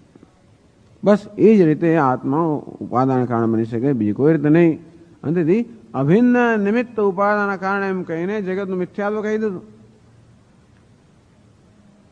ઉપાદાન કારણ કહે, નિમિત્ત પણ નહીં. નિમિત્ત કારણ તો સર્જન કરતા જુદું હોય, ઉપાદાન કારણ તો સર્જનથી એક જ હોય. ઉપાદાન કારણ અને કાર્યમાં કોઈ ભેદ ન હોય. બ્રહ્મ જગતનું ઉપાદાન કારણ હોય તો બ્રહ્મ જગતમાં કોઈ ફેર ના હોય. એવું ત્યારે જ બની શકે જયારે જેને જગત કહેવામાં આવે છે એ વાસ્તવિક ના હોય. બ્રહ્મ માત્ર જગત રૂપે ભાસતું હોય એવું હોય તો જ આ બ્રહ્મ જગતનું ઉપાદાન કારણ બની શકે. બીજી કોઈ રીતે બ્રહ્મ જગતનું ઉપાદાન કારણ ના બની શકે. ચૈતન્ય જે નિર્વિકાર છે, નિર્વિકાર ઉપાદાન કારણ કેમ બની શકે? તો જ બની શકે જ્યારે જે ઉત્પન્ન થયેલું છે એ વાસ્તવમાં ઉત્પન્ન ન હોય, માત્ર આભાસ જ હોય. અંતેથી વિદ્વાનને આ પ્રકારનું દર્શન થાય, બ્રહ્મ સત્યમ જગત મિથ્યા. આ જગત મિથ્યા છે એ પ્રકારનું વિદ્વાનનું જ્ઞાની પુરુષનું દર્શન શક્ય છે, સંભવિત છે અને યુક્તિયુક્ત છે. કારણ કે આ જગત અજ્ઞાનની ઉપજ છે. અને એટલા માટે માત્ર બ્રહ્મથી જ નહીં પરંતુ જગતથી પણ આ વિદ્વાનને ભયનો કોઈ પ્રસંગ નથી. બ્રહ્મ તો સત્ય છે, એ બ્રહ્મ સત્ય બ્રહ્મ મારા કરતા ભિન્ન હોય તો મારા ભયનું કારણ બની શકે, પણ નહીં, બ્રહ્મ જે સત્ય છે એ મારાથી ભિન્ન નથી અને મારે ભયનું કારણ ન બને. તો આ જગત જેની પ્રતિ થાય છે એ તો મારાથી જુદું જણાય છે, તો શું એ ભયનું કારણ બને? તો કે નહીં, એ મિથ્યા હોવાના કારણે એ પણ ભયનું કારણ. મિથ્યા એટલે કે આભાસ. આત્મા જ જગતનો ભાસી રહેવાના કારણે વાસ્તવમાં કોઈ ભિન્નતા નથી અને જગત પણ ભયનું કારણ ન બની શકે. એટલે કહે છે કે જ્ઞાની પુરુષને તો જગત પછી આ દ્વૈત દેખાતો જ નથી. એટલે કહ્યું, એનો દ્રષ્ટાંત આપ્યો. તદ્ધિ દ્વિતીયસ્ય ચંદ્રસ્ય સત્વમ યદ અતૈમિરિકેણ ચક્ષુષ્મતાન ગૃહ્યતે. તો કોઈકને તિમિર નામનો નેત્રનો રોગ થયો હોય, એને એકને બદલે બે ચંદ્ર દેખાય. હા, દ્વિતીય ચંદ્ર હંમેશા દ્રષ્ટાંત દ્વૈતમાં ચંદ્રનો જ આપે છે. અમુક દ્રષ્ટાંત બહુ સ્ટોક એક્ઝામ્પલ આમ પ્રચલિત થઈ ગયા છે, ત્યારે દ્વિતીયનો દ્રષ્ટાંત આપે તો ચંદ્રનું જ આપે. સૂર્ય કોઈને મેં બે દેખાતા, સૂર્ય સામે જોઈ કોણ શકે? એટલા માટે ચંદ્ર સામે જોઈ શકે ને આપણાથી, ચંદ્ર જોવાની ઈચ્છા પણ થાય. એટલા માટે રાત્રે ચંદ્ર દેખાય પણ ખરો અને એકને બદલે બે દેખાય. કોને દેખાય? જેને તિમિર નામનો રોગ થયો હોય. તો બીજો ચંદ્ર છે એ ચંદ્રનું અસત્યતા કે મિથ્યાપણું નક્કી કેવી રીતે થઈ શકે? યદ અતૈમિરિકેણ ચક્ષુષ્મતાન ગૃહ્યતે. કે જેના ચક્ષુમાં, જેની આંખમાં તિમિર નામનો દોષ નથી, એને બીજો ચંદ્ર દેખાતો નથી. તો આ પ્રકારના દોષ રહિત નિર્દોષ ચક્ષુ જે ધરાવે છે એને બીજો ચંદ્ર દેખાતો નથી. એ પરથી જ આ ચંદ્રનું મિથ્યાત્વનો નિશ્ચય થાય. આ તિમિર નામના એટલે એક માણસ જે કરતો હોય એ માણસને ધારો કે બે ચંદ્ર દેખાય છે, તો બીજો ચંદ્ર જે છે મિથ્યા છે, એનું મિથ્યાપણું કેવી રીતે નક્કી થાય? તિમિર નામનો એટલે એ દોષ ન ધરાવનારા ચક્ષુ વાળો માણસ છે, નિર્દોષ ચક્ષુ જે ધરાવે છે એને બીજો ચંદ્ર દેખાતો નથી, માટે આને દેખાતો બીજો ચંદ્ર મિથ્યા છે. તેવી જ રીતે ભલે ને આપણને અજ્ઞાની એટલે અજ્ઞાન નામનો દોષ ધરાવનારા, જેમ ચક્ષુમાં દોષ છે, વસ્તુ હોય એના કરતા બીજી દેખાડે. કારણ એટલે કે સાધન, એ સાધન દુષ્ટ દૂષિત હોય તો વસ્તુ છે એના કરતા બીજી રીતે દેખાડે. જેમ કે ચંદ્ર એક જ છે છતાં પણ આ ચક્ષુમાં દોષ હોવાને કારણે એકને બદલે બે દેખાડે. પેલો દોષ એને બે દેખાડે છે. તિમિર નામનો જે રોગ છે કે એ જ ચંદ્રને એકને બદલે બે દેખાડે છે. તેવી રીતે મનુષ્યની બુદ્ધિમાં એક દોષ છે, અવિદ્યા નામનો દોષ છે, એ આ જગતને જે એક છે એને અનેક દેખાડે છે, બ્રહ્મને જગત રૂપે દેખાડે છે. અને તેથી આ જગત સાચું છે કે નહીં એ માટેની કસોટી કઈ? અવિદ્યા નામનો દોષ જેની બુદ્ધિમાં નથી એને જગત દેખાય છે? તો કે નથી દેખાતો. અવિદ્યા નામનો દોષ જેની બુદ્ધિમાં નથી એને જગત દેખાતું નથી, અને માટે ભલે ને બધાને જગત દેખાતો હોય છતાં પણ એ વિદ્યારૂપી દોષને કારણે દેખાય છે, માટે આ જગત સત્ય નથી. આવું દૃષ્ટાંત આપ્યું. વસ્તુ એટલી સરળ નથી. એટલે કહે છે નૈવમ ન ગૃહ્યતે ઇતિ ચેત, તો કે કોણે કોઈ વિદ્વાનને જગત દેખાતું નથી. એવું ઓછું છે કે તમે પેલું દૃષ્ટાંત આપ્યું ચંદ્રનું, એ વાત બરાબર છે કે એકવાર તિમિર નામનો દોષ આપણા નેત્રમાંથી જતો રહે પછી બીજો ચંદ્ર ના દેખાય. પરંતુ આ વિદ્વાનને ધારો કે અવિદ્યારૂપી દોષ જતો રહે, એને જ્ઞાન પ્રાપ્ત થાય, તો શેનો અર્થ એ કે એને જગતની પ્રતીતિ ન થાય? પેલા બીજા ચંદ્રની પ્રતીતિ થતી બંધ થઈ જાય જો આપણા ચક્ષુનો દોષ દૂર થઈ જાય. તેવી રીતે વિદ્વાનની બુદ્ધિમાં પણ જો અજ્ઞાન નામનો દોષ દૂર થઈ જાય તો શું હવે એને જગતની પ્રતીતિ થતી જ નથી? અન્યથા વિદુષ શાસ્ત્રાર્થોપદેશાદો પ્રવૃત્તિભાવ પ્રસંગાત. આપણે જોઈએ છે કે વિદ્વાન એટલે કે જ્ઞાની પુરુષો પણ આપણા જેવો જ વ્યવહાર કરતા હોય છે. એ પણ શિષ્યોને શાસ્ત્રનો ઉપદેશ કરતા હોય ને એવું બધું કરતા હોય છે. એ ઉપદેશ ક્યારે શક્ય બને? જ્યારે દ્વૈતની પ્રતીતિ થતી હોય ત્યારે જ નહીં તો વ્યવહાર કેમ કરી શકે? એટલે પેલું જે આપણે દ્રષ્ટાંત આપ્યું કે દ્વિતીય ચંદ્ર છે એની પ્રતીતિ જ થતી નથી, એકવાર દોષ બંધ થઈ જાય જતો રહે ત્યારે. પરંતુ અમે જોઈએ છીએ કે જે વિદ્વાન કે જ્ઞાની પુરુષ છે એને અજ્ઞાનનો દોષ દૂર થયો હોવા છતાં પણ એને જગતની પ્રતીતિ થાય જ છે. એટલા માટે એ પણ જગત સાથે વ્યવહાર કરે છે. એટલે આ દૃષ્ટાંત કેવું છે? વિષમ દૃષ્ટાંત, સમ દૃષ્ટાંત નથી. એટલે આપણે એક દૃષ્ટાંત આપે રજ્જુ સર્પનું, કે જેવી રીતે રજ્જુના જ્ઞાનથી સર્પનો નાશ થઈ ગયો, અંતે રીતે સત્યના જ્ઞાનથી મિથ્યાનો નાશ થાય તો એવું નિયમ નથી. જેમ કે ઝાંઝવાનું જળ, જ્યાં સુધી જ્ઞાન નહોતું ત્યાં સુધી જળને સાચું માનતો હતો. હવે જ્ઞાન થયું કે આ તો રણ છે, ત્યાં રેતી છે, અને ત્યારે મને હવે જ્ઞાન થયું કે ઝાંઝવાનું જળ મિથ્યા છે. પણ એમ જ્ઞાન થવાથી એ ઝાંઝવાનું જળ દેખાતું બંધ થઈ જતું નથી. બે સૃષ્ટિ છે ને, જીવ સૃષ્ટિ અને ઈશ્વર સૃષ્ટિ. જ્ઞાન થવાને કારણે જીવ સૃષ્ટિનો પૂરેપૂરો બાધ થઈ જાય. જેમ રજ્જુ સર્પ, આ સર્પ સંપૂર્ણ રીતે નષ્ટ થઈ જાય તેવી રીતે જ્ઞાન થવાથી, કારણ કે સર્પ છે એ માત્ર જીવ સૃષ્ટિ જ છે. જયારે પેલું ઝાંઝવાનું જળ છે ને એ જીવ સૃષ્ટિ નથી, કેવી છે?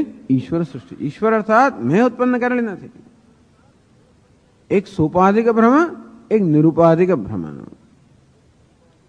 સોપાધિક અર્થાત પેલું ઝાંઝવાનું જળ દેખાવા માટે કારણ છે, સૂર્યના કિરણો એ બધી વસ્તુ એનું માટે કારણ છે, અને એટલા માટે આ ભ્રમ ઉત્પન્ન થાય છે. એક ભ્રમ ઉત્પન્ન થયો મારી પોતાની દ્રષ્ટિને કારણે, બીજો ભ્રમ ઉત્પન્ન થયો ઉપાધિને કારણે. સૂર્યના વળી સૂર્ય આ પ્રકાર કિરણ આ પ્રકારનો દેખાવો ઉત્પન્ન કરે માટે ભ્રમ ઉત્પન્ન થયો. અને ત્યારે મને ઉપદેશ કરવામાં આવે કે ત્યાં જળ નથી, ત્યાં તો માત્ર રેતી જ છે. અને આ રીતે મને જયારે જ્ઞાન થાય કે અહીં તો રેતી છે, જળ નથી, અને તો પણ એ ઝાંઝવાના જળ દેખાતો બંધ થતો નથી, એની પ્રતિતિ જતી નથી રહેતી. તો તેવી રીતે દ્વિતીય ચંદ્રની વાત બરોબર છે, પરંતુ આ જગતમાં જગતની પ્રતિતિ જતી નથી રહેતી વિદ્વાન માટે પણ. અંતેથી તમે જે દૃષ્ટાંત આપ્યું દ્વિતીય ચંદ્રનું એ એને બરોબર લાગુ પડે એમ નથી. અને એના પર તમે ન પૂરવા કરી શકો કે જ્ઞાની પુરુષને જગતના દર્શન થતા નથી. થાય છે.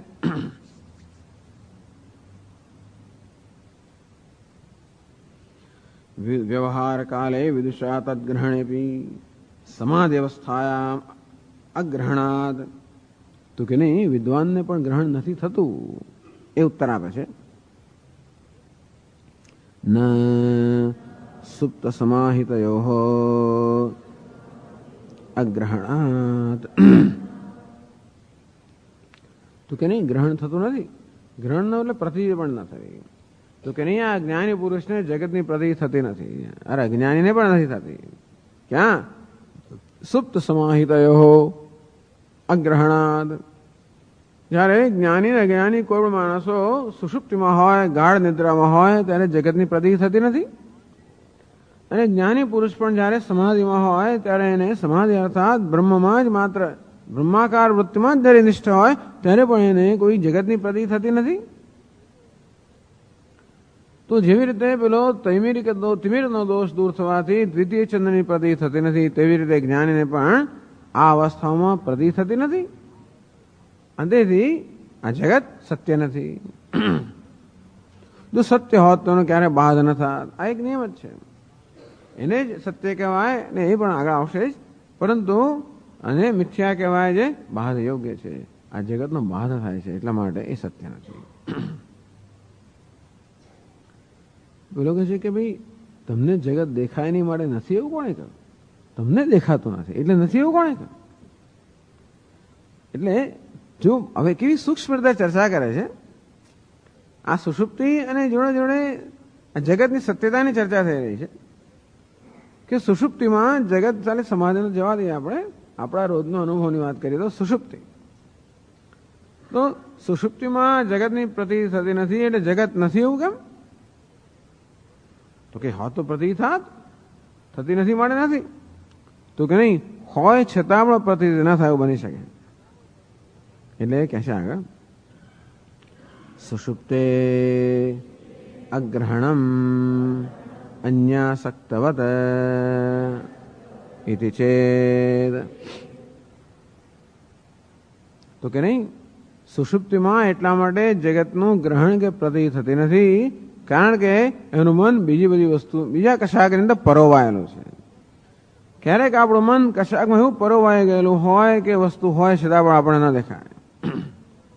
यथा ईशुकार है ईश्वासक्त मनस्तया ईशु व्यतिरिक्त विद्यमान अभी न पश्यति. આ બહુ પ્રસિદ્ધ દૃષ્ટાંત છે ને. એ પેલો એક લુહાર રસ્તાની બાજુમાં બેઠેલો છે અને એ બાણની ધાર બનાવી રહ્યો છે. એમાં એટલો બધો એકાગ્ર થઈ ગયો, એનું ચિત્ત એટલું પરોવાઈ ગયું કે રાજાની સવારી રસ્તા પરથી પસાર થઈ તો પણ એને જોઈ નહીં. હવે આ લુહારે એટલે રાજાની સવારી ન જોઈ માટે સવારી નથી એવું વાંચવું છે. એને કેમ સવારી ના જોઈ? રાજાની સવારી નથી માટે જોયું નથી, પરંતુ એનું ચિત્ત કશાકમાં એવું પરોવાઈ ગયું જેને કારણે વસ્તુ છે એ પણ દેખાતી નથી.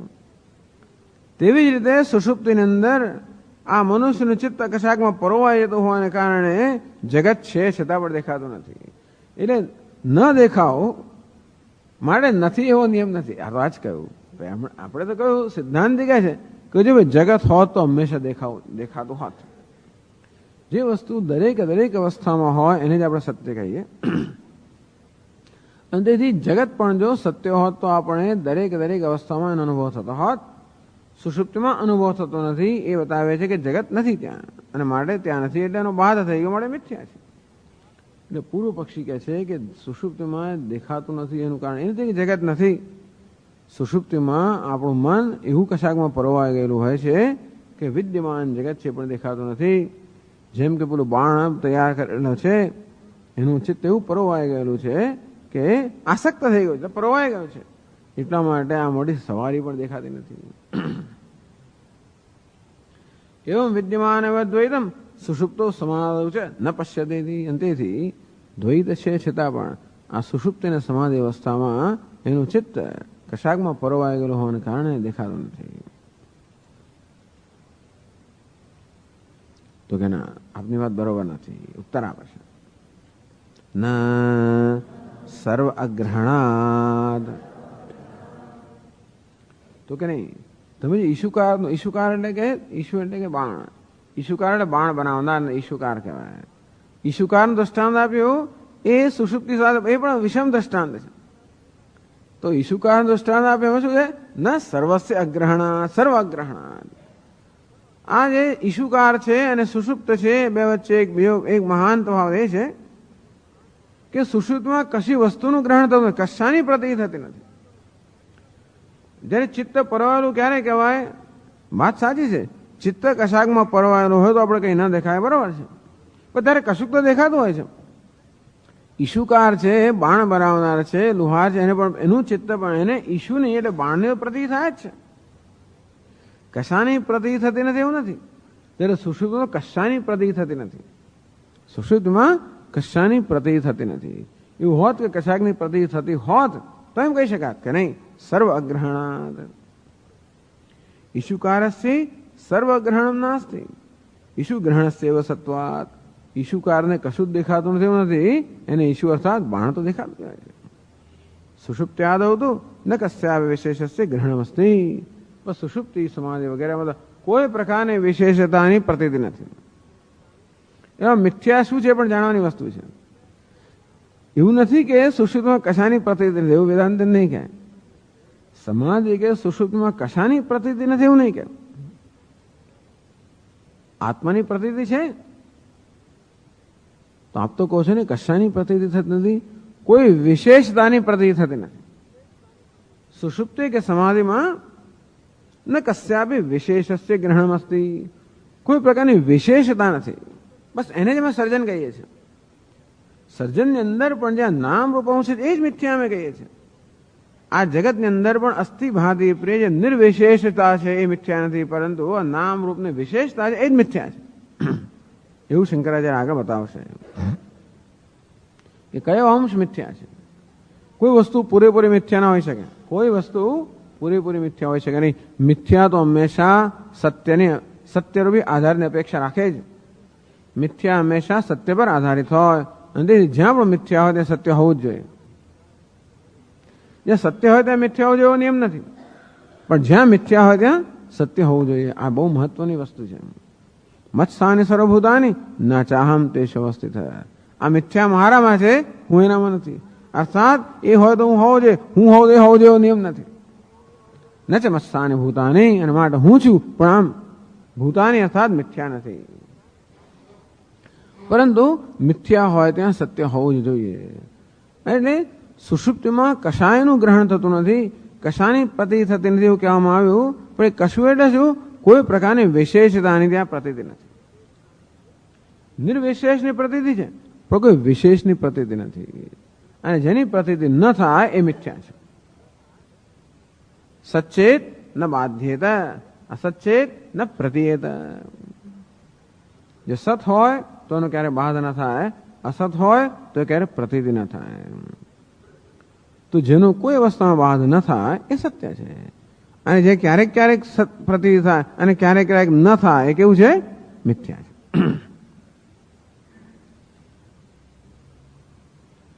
સુષુપ્ત્યાદૌ તો ન કસ્યાપી વિશેષસ્ય ગ્રહણમસ્તિ. સુષુપ્તિમાં કોઈ પ્રકારની વિશેષતાની પ્રતીતિ નથી. અતઃ દ્વિતીય ચંદ્રસ્યૈવ દ્વૈતસ્ય કદાચિત અગ્રહણાદ. એટલા જ માટે જે પેલો દ્વિતીય ચંદ્ર હમણાં દેખાય છે અને પછી દેખાતો નથી માટે મિથ્યા છે, તેવી રીતે આ દ્વૈત હમણાં દેખાય છે, જાગ્રત હમણાં દેખાય છે, સુષુપ્તમાં દેખાતો નથી માટે મિથ્યા છે. એને કાદાચિત કે ગ્રહણમ, ક્યારેક દેખાવો અને ક્યારેક ના દેખાવો, એને કહેવાય માત્ર આભાસ. જો એ સાચું હોત તો હંમેશા દેખાત, પણ હંમેશા દેખાતો નથી માટે મિથ્યા છે. ઓહો, આ દ્વૈત સુષુપ્તિમાં દેખાતું નથી, અર્થાત સુષુપ્તિમાં દ્વૈતની પ્રતીતિ નથી, માટે આપણે મિથ્યા કહો છો. નનો દ્વૈતસ્ય સુષુપ્તાદૌ ચેદ અનુપલંબાદ સત્વમ તરી જાગ્રદાદૌ ઉપલંબાદ સત્વમેવ કેમ ન સ્યાત. પ્રશ્ન પૂછે છે કે આ સુષુપ્તિમાં દ્વૈતની પ્રતીતિ થતી નથી, માટે આપ કહો છો કે અસત્ય છે. તો એ જ દ્વૈતની જાગ્રતને સ્વપ્નમાં પ્રતીતિ થાય છે, માટે સત્ય કેમ નથી? જો સુષુપ્તિમાં પ્રતીતિ થતી નથી માટે આપ એને અસત્ય કહેતા હો, તો જાગ્રત સ્વપ્નમાં પ્રતીતિ થાય છે, માટે સત્ય કેમ નહીં? કાદાચિત કે કઈ વસ્તુ છે? આ દ્વૈત છે, દ્વૈત આવીને જનારું છે કે અદ્વૈત આવીને જનારું છે? સુષુપ્તિની અંદર દ્વૈત નથી, બરોબર છે. તો સુષુપ્તિમાં જે છે એ મિથ્યા છે કે જાગ્રત સ્વપ્નમાં જે મિથ્યા છે? વિચાર એવું થયું ને કે જાગ્રત સ્વપ્નમાં જે સુષુપ્તિમાં નથી. આપ કહો છો કે આ દ્વૈત સુષુપ્તિમાં નથી માટે મિથ્યા છે, અમે કે અદ્વૈત જાગ્રત સ્વપ્ન માટે એ મિથ્યા છે, અને જાગ્રત સ્વપ્નમાં સુષુપ્ત છે પણ એ સત્ય કેમ ના હોય? દ્વૈતસ્ય સુષુપ્તાદૌ ચેદ અનુપલંબાદ સત્વમ.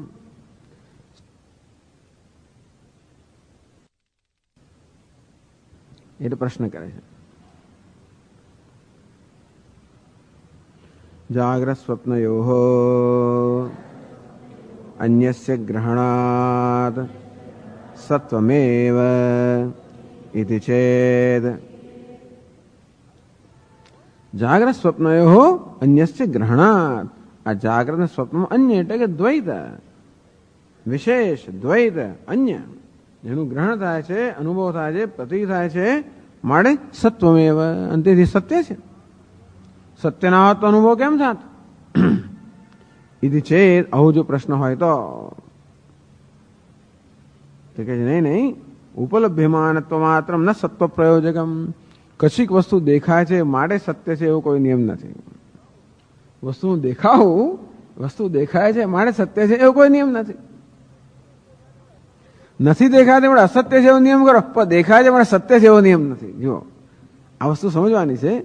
વસ્તુ દેખાતી નથી માટે અસત્ય છે એવો નિયમ કરો, પણ દેખાય છે માટે સત્ય છે એવો નિયમ નથી. જો એવું છે જે વસ્તુ દેખાય તે સત્ય છે તો તથા સતી શુક્તિ રૂપે દ્વિતીય ચંદ્રાદય બી સત્વ પ્રસંગાત. દેખાય છે માટે સત્ય જેવું હોય તો પછી છિપોલીમાં આપણને ચાંદી દેખાય કે રજ્જુમાં સર્પ દેખાય કે ઠૂંઠામાં ભૂત દેખાય, એ દેખાય છે માટે જો સત્ય બની જતું હોત તો આ બધી વસ્તુ સત્ય બની જાત. અને દેખાય છે માટે સત્ય છે એવો નિયમ નથી. નથી દેખાતું માટે અસત્ય છે એ નિયમ ખરો, પણ દેખાય છે માટે સત્ય છે એવો નિયમ નથી. આ સૂક્ષ્મ ભેદ સમજવાના છે. તો તમે આપ સત્ય કોને કહો છો? કિંતુ બાધ અયોગ્યત્વાદિકમ અન્ય દેવ સત્વ પ્રયોજકમ. તો બાધ સત્ય કોને કહેવાય? જેનો બાધ ન થાય એને સત્ય કહેવાય. બસ આ જ વ્યાખ્યા છે સત્યની. અબાધિતમ સત્યમ. જેનો બાધ ન થાય, જેને દૂર ના કરી શકાય, ખસેડી ના શકાય, અર્થાત જે ક્યારે ન હોય બને જ નહીં. કોઈ પણ સંજોગોમાં જે વસ્તુને ટાળી ન શકાય એનું નામ સત્ય. દૂર ના કરી શકાય, ટાળી ના શકાય, જે નષ્ટ ના થાય, જેની ક્યારે અપ્રતીતિ ના થાય, જે ક્યારે પણ ન હોય બને જ નહીં, એને સત્ય કહેવાય. અંતેથી આવું દેખાય છે માટે સત્ય છે એવો નિયમ નથી એ કહે છે. પણ દ્વૈત માટે એવું ના કહેવાય. તચ્ચ દ્વૈતસ્ય નાસ્તિ. આ દ્વૈત એવું નથી કે એનો બાધ ન થતો હોય. નેહના નાસ્તિ કિંચન. શાસ્ત્રમાં અનેક જગ્યાએ કહ્યું છે, અનેક સ્થળે શાસ્ત્રમાં દ્વૈતની નિંદા કરવામાં આવે છે. નેહના નાસ્તિ કિંચન. અહીં બ્રહ્મમાં નાના અર્થાત દ્વૈત કે વિવિધતા ભેદભાવ છે જ નહીં. આમ અણુ સૂક્ષ્મમાં સૂક્ષ્મ ભેદભાવનો પણ નિરાશ કરવામાં આવ્યો છે, અર્થાત એનો નિષેધ કરવામાં આવ્યો છે. અંતેથી આ દ્વૈત કેવું છે એટલે બતાવે છે કે દ્વૈત મિથ્યા છે. કેમ મિથ્યા છે? કારણ કે ક્યારેક ક્યારેક એનો ભાસ થાય છે અને ક્યારેક ભાસ થતો નથી. જેવી રીતે રજ્જુ અને સર્પ કે શુક્તિકા રજત. આ દ્વૈત છે એ કોની સાથે સરખાવે છે? પેલા છિપોલીમાં દેખાતી ચાંદી સાથે. એટલે કહે છે ન અવિદ્યાકૃતત્વાદ જાગ્રત સ્વપ્નયોઃ યદન્યગ્રહણમ જાગ્રત સ્વપ્નયોઃ તત અવિદ્યાકૃતમ અવિદ્યા અભાવે અભાવાદ અથવા અવિદ્યા ભાવે ભાવાત બંને પાઠ છે. અવિદ્યા ભાવે ભાવાત, અવિદ્યા ભાવે અભાવાત. અને અન્વય વ્યતિરેક કહેવામાં આવે છે. અન્વય એન્ડ વ્યતિરેક.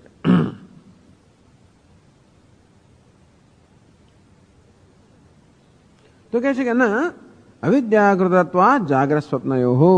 જેવી રીતે રજ્જુ સર્પ, આ સર્પની પ્રતિ થાય છે, પણ સર્પ કેવો છે? અવિદ્યાકૃત. સર્પ તો અવિદ્યાનો ઉપજ છે.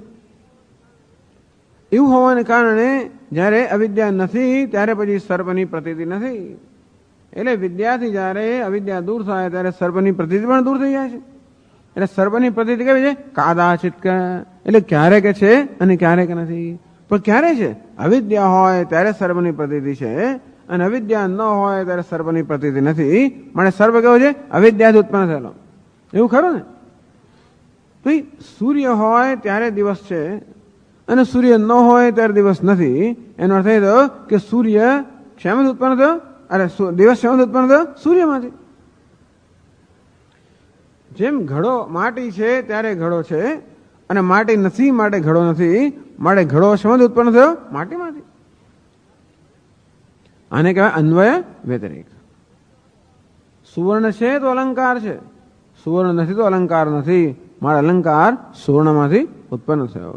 તેવી રીતે અવિદ્યા છે ત્યાં સુધી દ્વૈત છે, અવિદ્યા નથી તો દ્વૈત નથી.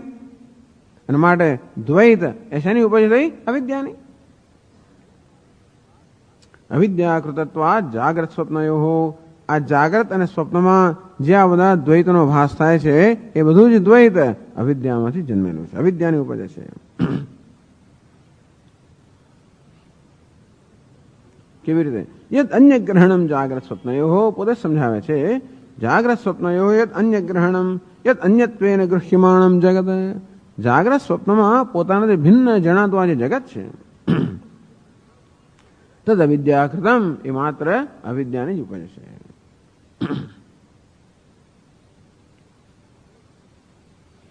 કેમ? તો કે અવિદ્યા અભાવે અભાવાત. અવિદ્યા નથી હોતી ત્યારે જેમ વિદ્વાનને સમાધિ અવસ્થામાં આ જગતની કોઈ પ્રતીતિ નથી, અને અવિદ્યા નથી ત્યારે જગતની પ્રતીતિ નથી. અવિદ્યા છે ત્યારે છે એટલા માટે આ જગત અવિદ્યાનું સર્જન છે. પ્રતીતિ મહત્વની નથી. મહત્વનું શું છે? એની સત્યતા શું છે.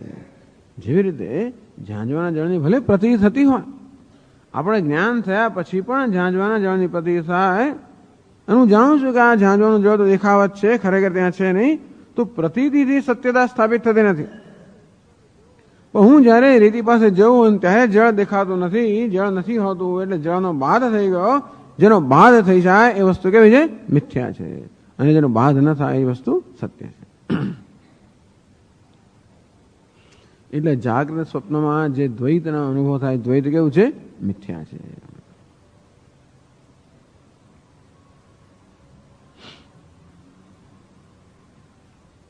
નनु અવિદ્યાયામ સત્યામ ગૃહ્યમાણમ દ્વૈતમ યદિ અસત તરી સુષુપ્તે.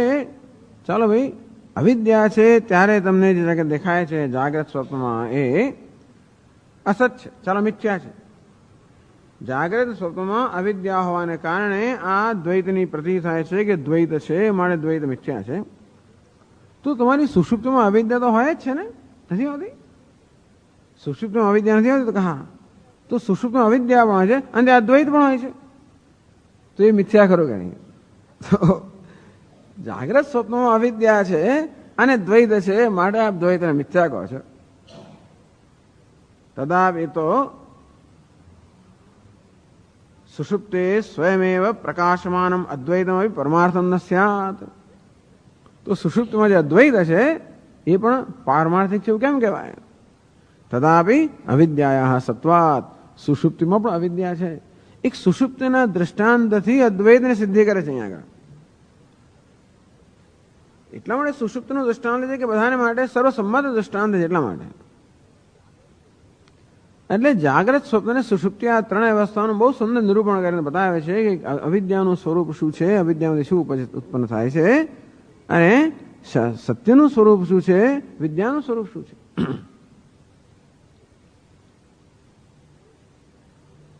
એટલે પ્રશ્ન કર્યો કે જાગ્રત સ્વપ્નમાં અવિદ્યા છે અને દ્વૈતની પ્રતીતિ છે, માટે દ્વૈત મિથ્યા હોય, તો સુષુપ્તિમાં પણ અવિદ્યા છે અને ત્યાં અદ્વૈત છે, તો એ દ્વૈત પણ મિથ્યા ખરું કે નહીં, એ પ્રશ્ન કરે છે.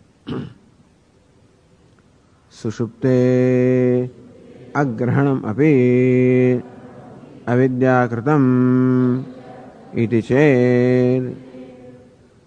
સુષુપ્તે અગ્રહણમ અપી, સુષુપ્તિમાં દ્વૈતનું ગ્રહણ થતું નથી અને અદ્વૈતનું ગ્રહણ થાય છે.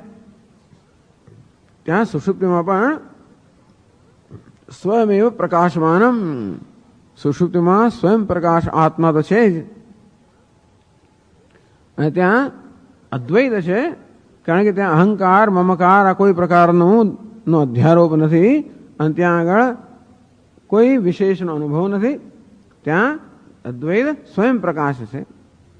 સુષુપ્તે અગ્રહણમપી અવિદ્યાકૃતમિતિ ચેત. તો સુષુપ્તિમાં જો જાગ્રત સ્વપ્નમાં દ્વૈતની પ્રતીતિ મિથ્યા હોય, તો સુષુપ્તમાં દ્વૈતની અપ્રતીતિમાં મિથ્યા કેમ નહીં? બસ એ જ થયું. જાગ્રત સ્વપ્નમાં દ્વૈતની પ્રતીતિ મિથ્યા હોય, તો સુષુપ્તિમાં દ્વૈતની અપ્રતીતિ એ પણ મિથ્યા કેમ ના હોય?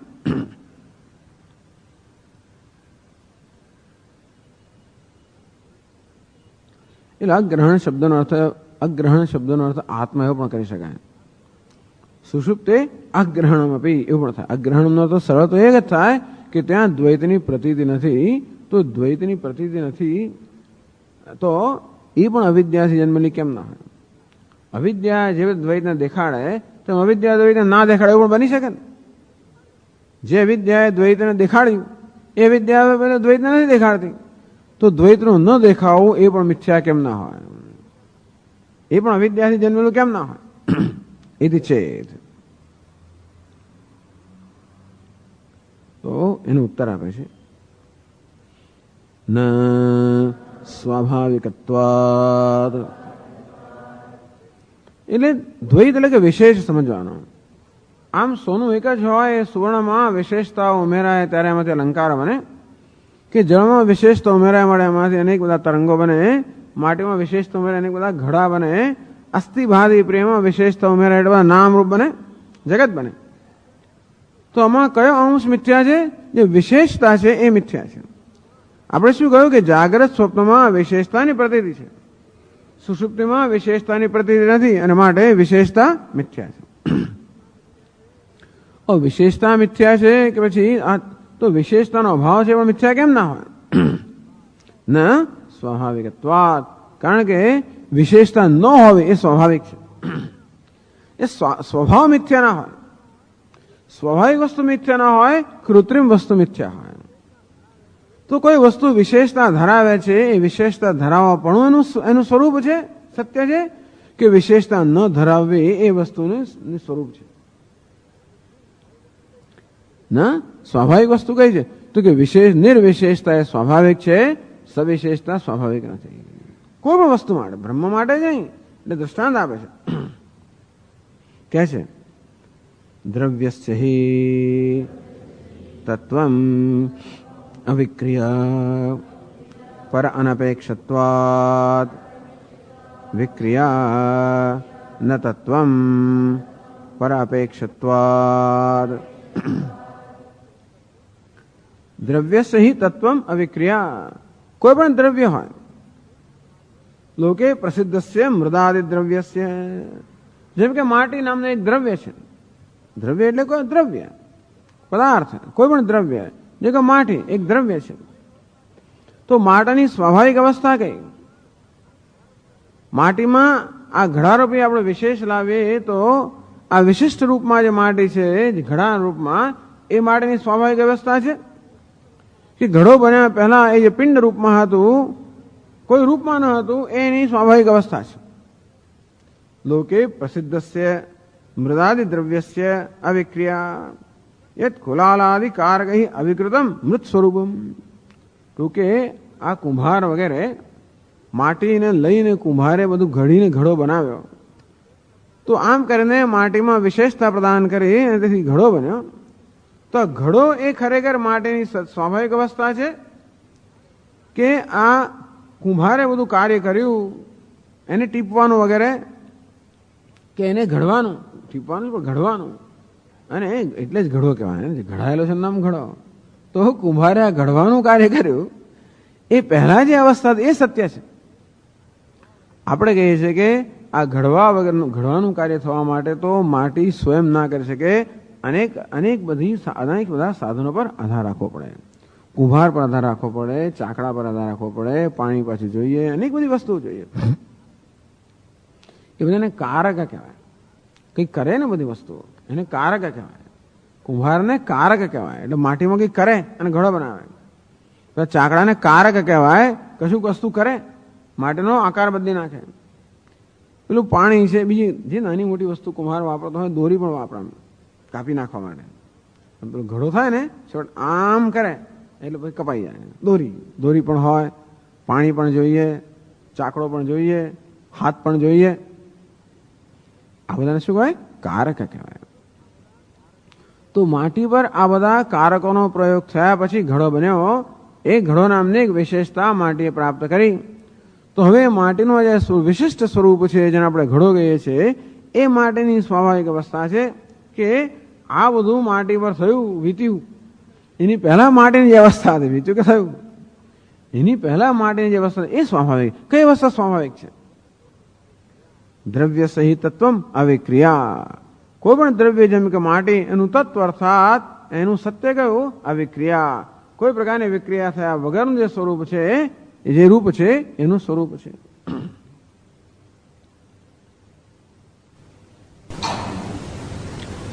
તત્વમ અનુત વિલક્ષણમ સ્વરૂપમ ઉક્ત કારક અનપેક્ષત્વાત. એટલા જ માટે કે ઘડો બનવા માટે માટીએ અનેક બધી વસ્તુઓની અપેક્ષા છે, આધાર રાખવો પડે છે.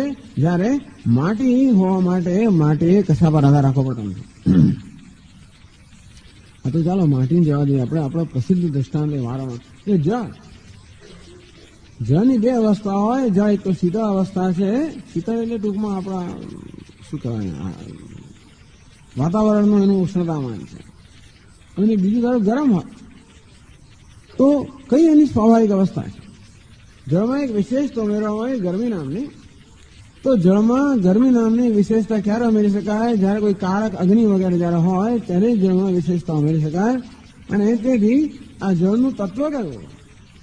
એ વિશેષતા વગરનું જે રૂપ હતું એનું સાચું સ્વરૂપ કે વિશેષતા વાળું? એને ગરમ કર્યા પહેલાનું જે રૂપ હતું એ જળનું સ્વરૂપ. તત્વની દ્રવ્ય સહિત તત્વ અવિક્રિયા. આ કોઈ વિકાર વગરનું જળનું જે સ્વરૂપ હતું, નિર્વિશેષ એટલે કોઈ વિશેષતા વગરનું જે સ્વરૂપ હતું, એ જળનું તત્વ છે.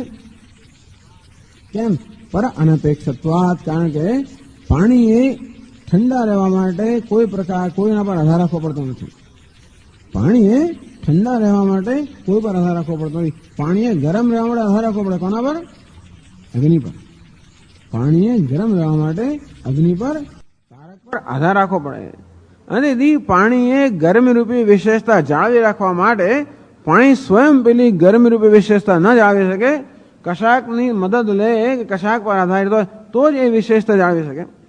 આમ દરેક પદાર્થ વિશેષતા ક્યારે જાળવી શકે? કશાક પર આધારિત હોતા, કંઈક પ્રયત્ન રહેલો હોય, વિક્રિયા રહેલી હોય, અપેક્ષા રહેલી હોય, આધાર રહેલો હોય, પરતંત્રતા રહેલી હોય. હું પણ અહંકાર નામની વિશેષતા ક્યારે જાળવી શકું? હું કંઈક છું, હું આ છું, એટલે હું અહંકાર એટલે કંઈક હોવા પણ વ્યક્તિત્વની ભાવના એ એક મારી વિશેષતા છે. એ જાળવા માટે કશું જોઈએ. શું જોઈએ? આ શરીર જોઈએ, આ ઉપાધિ જોઈએ, ઉપાધિની વિશેષતાઓ બધી જોઈએ. અંતો જ અહંકાર નામની એની સાથે તાદાત્મ્ય જોઈએ. અંતો જ અહંકાર વિશેષતા જાળવી શકાય. કેટલો પ્રયત્ન છે વિચાર કરો. આપણા જીવનની બધો સંઘર્ષ છે ને માટે આ વિશેષતા જાળવી રાખવા માટે. વિશેષતાને જાળવી રાખવી પડે, નિર્વિશેષતા માટે કોઈ પ્રયત્ન ના કરવો પડે. આમ પાણી ગરમ રહેવું હોય તો એને પ્રયત્ન કરવો પડે. અગ્નિ પર આધારિત રહીને વિશેષતા જાળવી રાખવા માટે પ્રયત્ન કરવો પડે. પાણીએ ઠંડા હોવા માટે કોઈ પ્રયત્ન ના કરવો પડે. તેમ આપણે પણ નિર્વિશેષ હોવા માટે કોઈ પ્રયત્ન નથી, વિશેષ હોવા માટે પ્રયત્ન છે. પુત્રવાન, પ્રજાવાન, કીર્તિમાન આ બધી ધંધો કરવો હોય ધારો કે તો કીર્તિમાન રહેવું હોય, યશસ્વી આ બધી વિશેષતાઓ જાળવવી હોય પ્રયત્ન કરવો પડે. કારણ કે વિશેષતા માટે હું કશાક પર આધારિત છું, તો જ વિશેષતા જાળવાઈ શકે. ધનવાન, સત્તાવાન, પ્રજાવાન, પ્રતિષ્ઠાવાન, કીર્તિમાન, યશ જે કંઈ હોય યશસ્વી કે પછી મહાન કઈ પણ વસ્તુ, કોઈ પ્રકારનો વિશેષ, અરે હું નાનકડો એવી વિશેષતા જાળવવા માટે પ્રયત્ન કરવો પડે. ઘણા લોકો એવી વિશેષતા જાળવવાનું પસંદ કરે. ઘણા લોકો મહત્વની વિશેષતા જાત જાતની બધી માનસિક અનેક પ્રકારની ગ્રંથિઓ બધી હોય છે ને, ઘણા લોકો આમ આવી વિશેષતા જાળવવાનો પ્રયત્ન કરે કે હું કંઈ નથી એવી વિશેષતા. એમાં એમને સલામતી જણાય. કેટલા લોકોને કંઈક હોવામાં સલામતી જણાય, બીજા કેટલાકને કશું ન હોવામાં સલામતી જણાય. તો સલામતીની વ્યાખ્યા કઈ જાતની સમજ છે એના પર માણસો બધું કરતા હોય. એ વિશેષતા જાળવવા માટે બીજા પર આધાર તો રાખવો જ પડે. અને એથી એક એવી સ્થિતિ છે પરતંત્ર સ્થિતિ છે. સવિશેષ સ્થિતિ કેવી છે? વિશેષતા સહિતની સ્થિતિ પરતંત્ર છે. વિશેષતા વગરની સ્થિતિ કેવી છે? સ્વતંત્ર છે.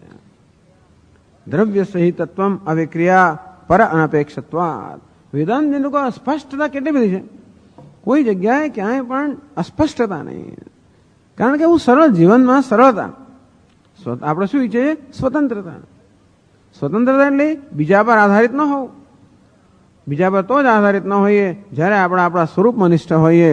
કોઈ પણ પ્રકારની વિશેષતા જો આપણે જાળવી રાખવા ઈચ્છતા હોઈએ તો બીજા પર આધારિત હોવું જ પડે.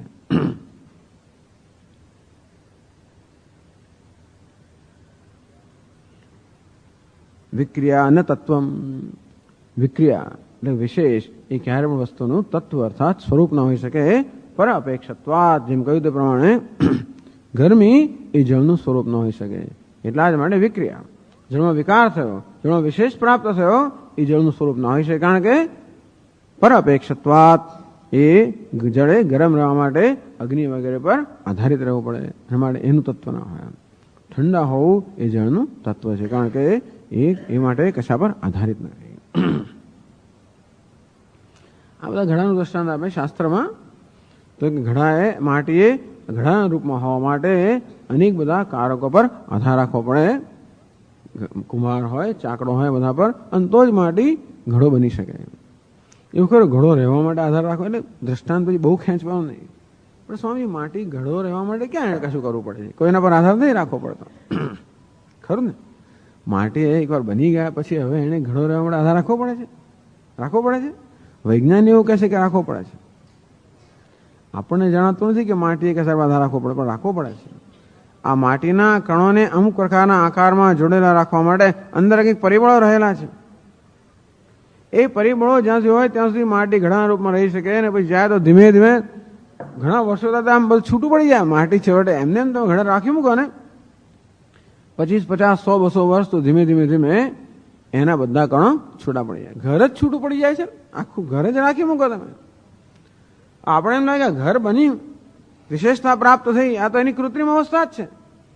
આ બધા પદાર્થો હોય, ઈંટ હોય, રેતી હોય, બધી વસ્તુના આ કૃત્રિમ અવસ્થા એને રાખવામાં આવ્યું. એ માટે તો જાણે ઘણો આપણો પ્રયત્ન કર્યો, અનેક કારકોની જરૂર પડી, સિમેન્ટ જોઈએ ને બધું જોડી રાખે, એમ કરીને રાખ્યું રહ્યું. તો સ્વામી હવે એને ક્યાં કશા પર આધાર રાખવો પડે? રાખવો પડે છે. પેલી કઈ છે સ્ટ્રેન્થ, સ્ટ્રેન્થ, વિરાટ શક્તિ. એ પેલી વિરાટ શક્તિ કોનામાં છે? સિમેન્ટમાં છે. એ સિમેન્ટની વિરાટ શક્તિ પણ કશાક પર આધારિત હોય છે. સિમેન્ટ પણ છે ને એ કશાકમાંથી બન્યું ને, કશીક વસ્તુમાંથી સિમેન્ટ બની. અને માટે કેમ બની? એનામાં કઈ કારકની અપેક્ષાએ બની. એટલે સિમેન્ટનું સિમેન્ટપણું પણ કશાક પર આધારિત છે. એ સિમેન્ટમાં જે શક્તિ રહેલી છે, જે પરિબળો સિમેન્ટને શક્તિમાન બનાવે છે, એ પરિબળો જેમ જેમ ક્ષીણ થતા જાય તેમને સિમેન્ટની શક્તિ પણ ક્ષીણ થતી જાય.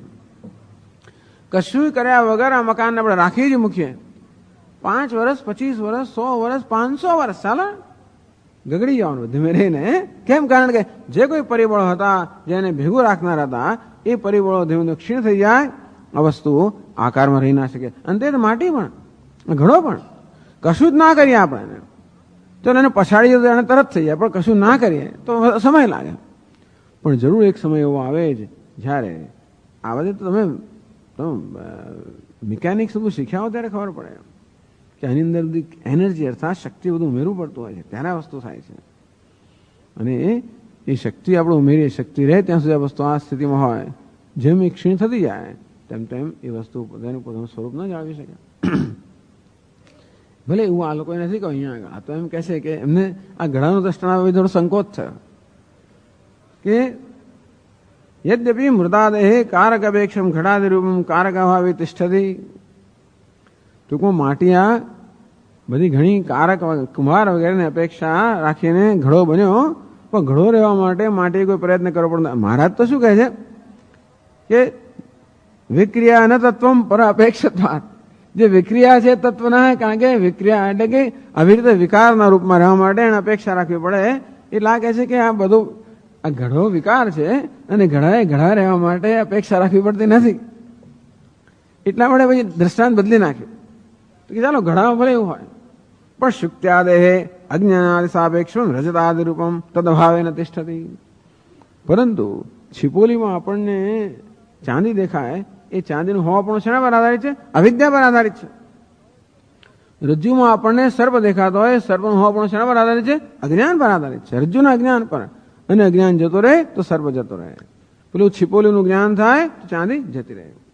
અને તેવી રીતે આ બધા આ સર્પ શું છે? વિક્રિયા છે, રજ્જુ પરનો વિશેષ છે. ચાંદી શું છે? છીપોલી પરની વિક્રિયા કે વિશેષ છે. એ વિશેષ વસ્તુ હંમેશા કસાય પર આધારિત હોય અને આધાર જતો રહે તો એ પણ જતો રહે. પણ એટલે આ ઘડામાં ઘણા દૃષ્ટાંત બાજુ, પણ હું તો કહું છું ઘણા દૃષ્ટાંત લો તો વાંધો નથી. કારણ કે હવે આપણે જાણીએ છીએ, ફિઝિક્સ વિજ્ઞાન વગેરેની મદદથી આપણે જાણીએ છીએ કે આ ઘડાને પણ ઘડો હોવા પણ માટે ઘણા બધા પરિબળો કામ. એક અણુ કોઈ વસ્તુ સ્વયં રહી ના શકે. મૂળ સ્વરૂપ કયું વસ્તુનું? સ્વામી, આ માટી પણ એવી છે ને તમારી. માટીને તમે માટી દ્રષ્ટાંત આપે. ઘડા અને માટીના સંદર્ભમાં માટીને સત્ય કહી. માટીને કઈ પારમાર્થિક સત્ય કહેતા નથી, પણ દ્રષ્ટાંતમાં વાચારંભણમ વિકારો નામધેમ મૃત્યુકા ઇત્યવ સત્યમ. આમ ઘડો જે વિકાર છે એના સંદર્ભમાં આપણે માટીને સત્ય કહીએ. માટી પણ માટી ના રહી શકે બહુ લાંબો સમય રાખીએ તો. એ ધીમે છૂટી પડી જાય. એના દરેક વસ્તુ હંમેશા પોતાના જે અવયવો હોય એમાં છૂટી પડી જાય. અનેક અવયવોનો જે સંઘાત હોય એને એ ધીમે ધીમે આપણું શરીર જ છે ને, જાણીએ છે ને. આ શરીર અનેક અવયવોનો સંઘાત છે. ક્યાં સુધી રહી શકે? એ સંઘાતને જોડનારું, બધા અવયવને જોડનારું પરિબળ છે હોય ત્યાં સુધી એ પરિબળ જતું રહ્યું. સૂક્ષ્મ શરીર ચાલી ગયું પછી બધા અવયવો ધીમે ધીમે ધીમે છૂટા પડી જાય. નિયમ જ છે. તો એવી રીતે આ માટી છૂટી પડી જાય ને અણુ છૂટું પડી જાય. અણુ પણ બનેલું છે અને પરમાણુ બનેલું, અને પરમાણુ બનેલા છે. એ વળી પાછા બીજાણુ કહે એવા અણુ એમ બનેલા હોય. આ જે વસ્તુ બનેલી હોય એ તો છૂટી પડવાની જ. એટલા માટે બનેલી વસ્તુ ક્યારેય પણ વસ્તુનું સ્વાભાવિક સ્વરૂપ ના હોય. જે બનેલું ના હોય, જે બન્યા વગરનું હોય, એ જ વસ્તુનું સ્વાભાવિક સ્વરૂપ હોય. એટલે કહ્યું કે દ્રવ્ય સહિતત્વમ અવિક્રિયા. અવિક્રિયા વિકાર નહીં, બનેલું નહીં એવું જે હોય એ દ્રવ્યનું તત્વ હોય. વિક્રિયા ન તત્વમ પર અપેક્ષત્વાત. વિક્રિયા અર્થાત બનેલા પણ એ તત્વ ના હોય, અન્ય પર આધારિત હોવાને કારણે. ક્યારે આપણે આગળ ચર્ચા કરશું. ઓમ પૂર્ણમદ પૂર્ણમિદમ પૂર્ણાત પૂર્ણમુદચ્યતે પૂર્ણસ્ય પૂર્ણમાદાય પૂર્ણમેવાવશિષ્યતે. ઓમ શાંતિ શાંતિ શાંતિ. શંકરં શંકરાચાર્યં કેશવં બાદરાયણં સૂત્રભાષ્યકૃતૌ વંદે ભગવन्तૌ પુનઃ પુનઃ. ઈશ્વરો ગુરુરાત્મેતિ मूर्तिभेदविभागिने व्योमवद्व्याप्तदेहाय दक्षिणामूर्तये नमः। ॐ शान्ति शान्ति शान्तिः। हरिः ॐ श्रीगुरुभ्यो नमः। हरिः ॐ। अयं पुरुषे यश्चासावादित्ये स एकः स य एवं वित् अस्मान् लोकात् प्रेत्य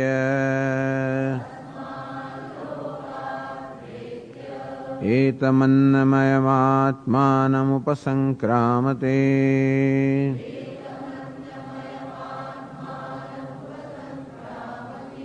एतं प्राणमयमात्मानमुपसङ्क्रामते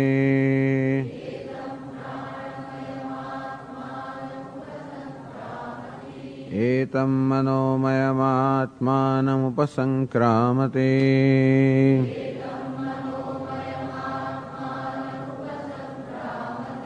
एतमानन्दमयमात्मानमुपसङ्क्रामते एतं विज्ञानमयमात्मानमुपसङ्क्रामते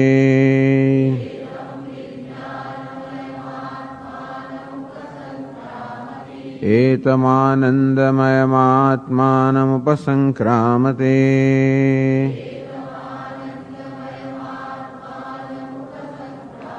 तदप्येष श्लोको भवति।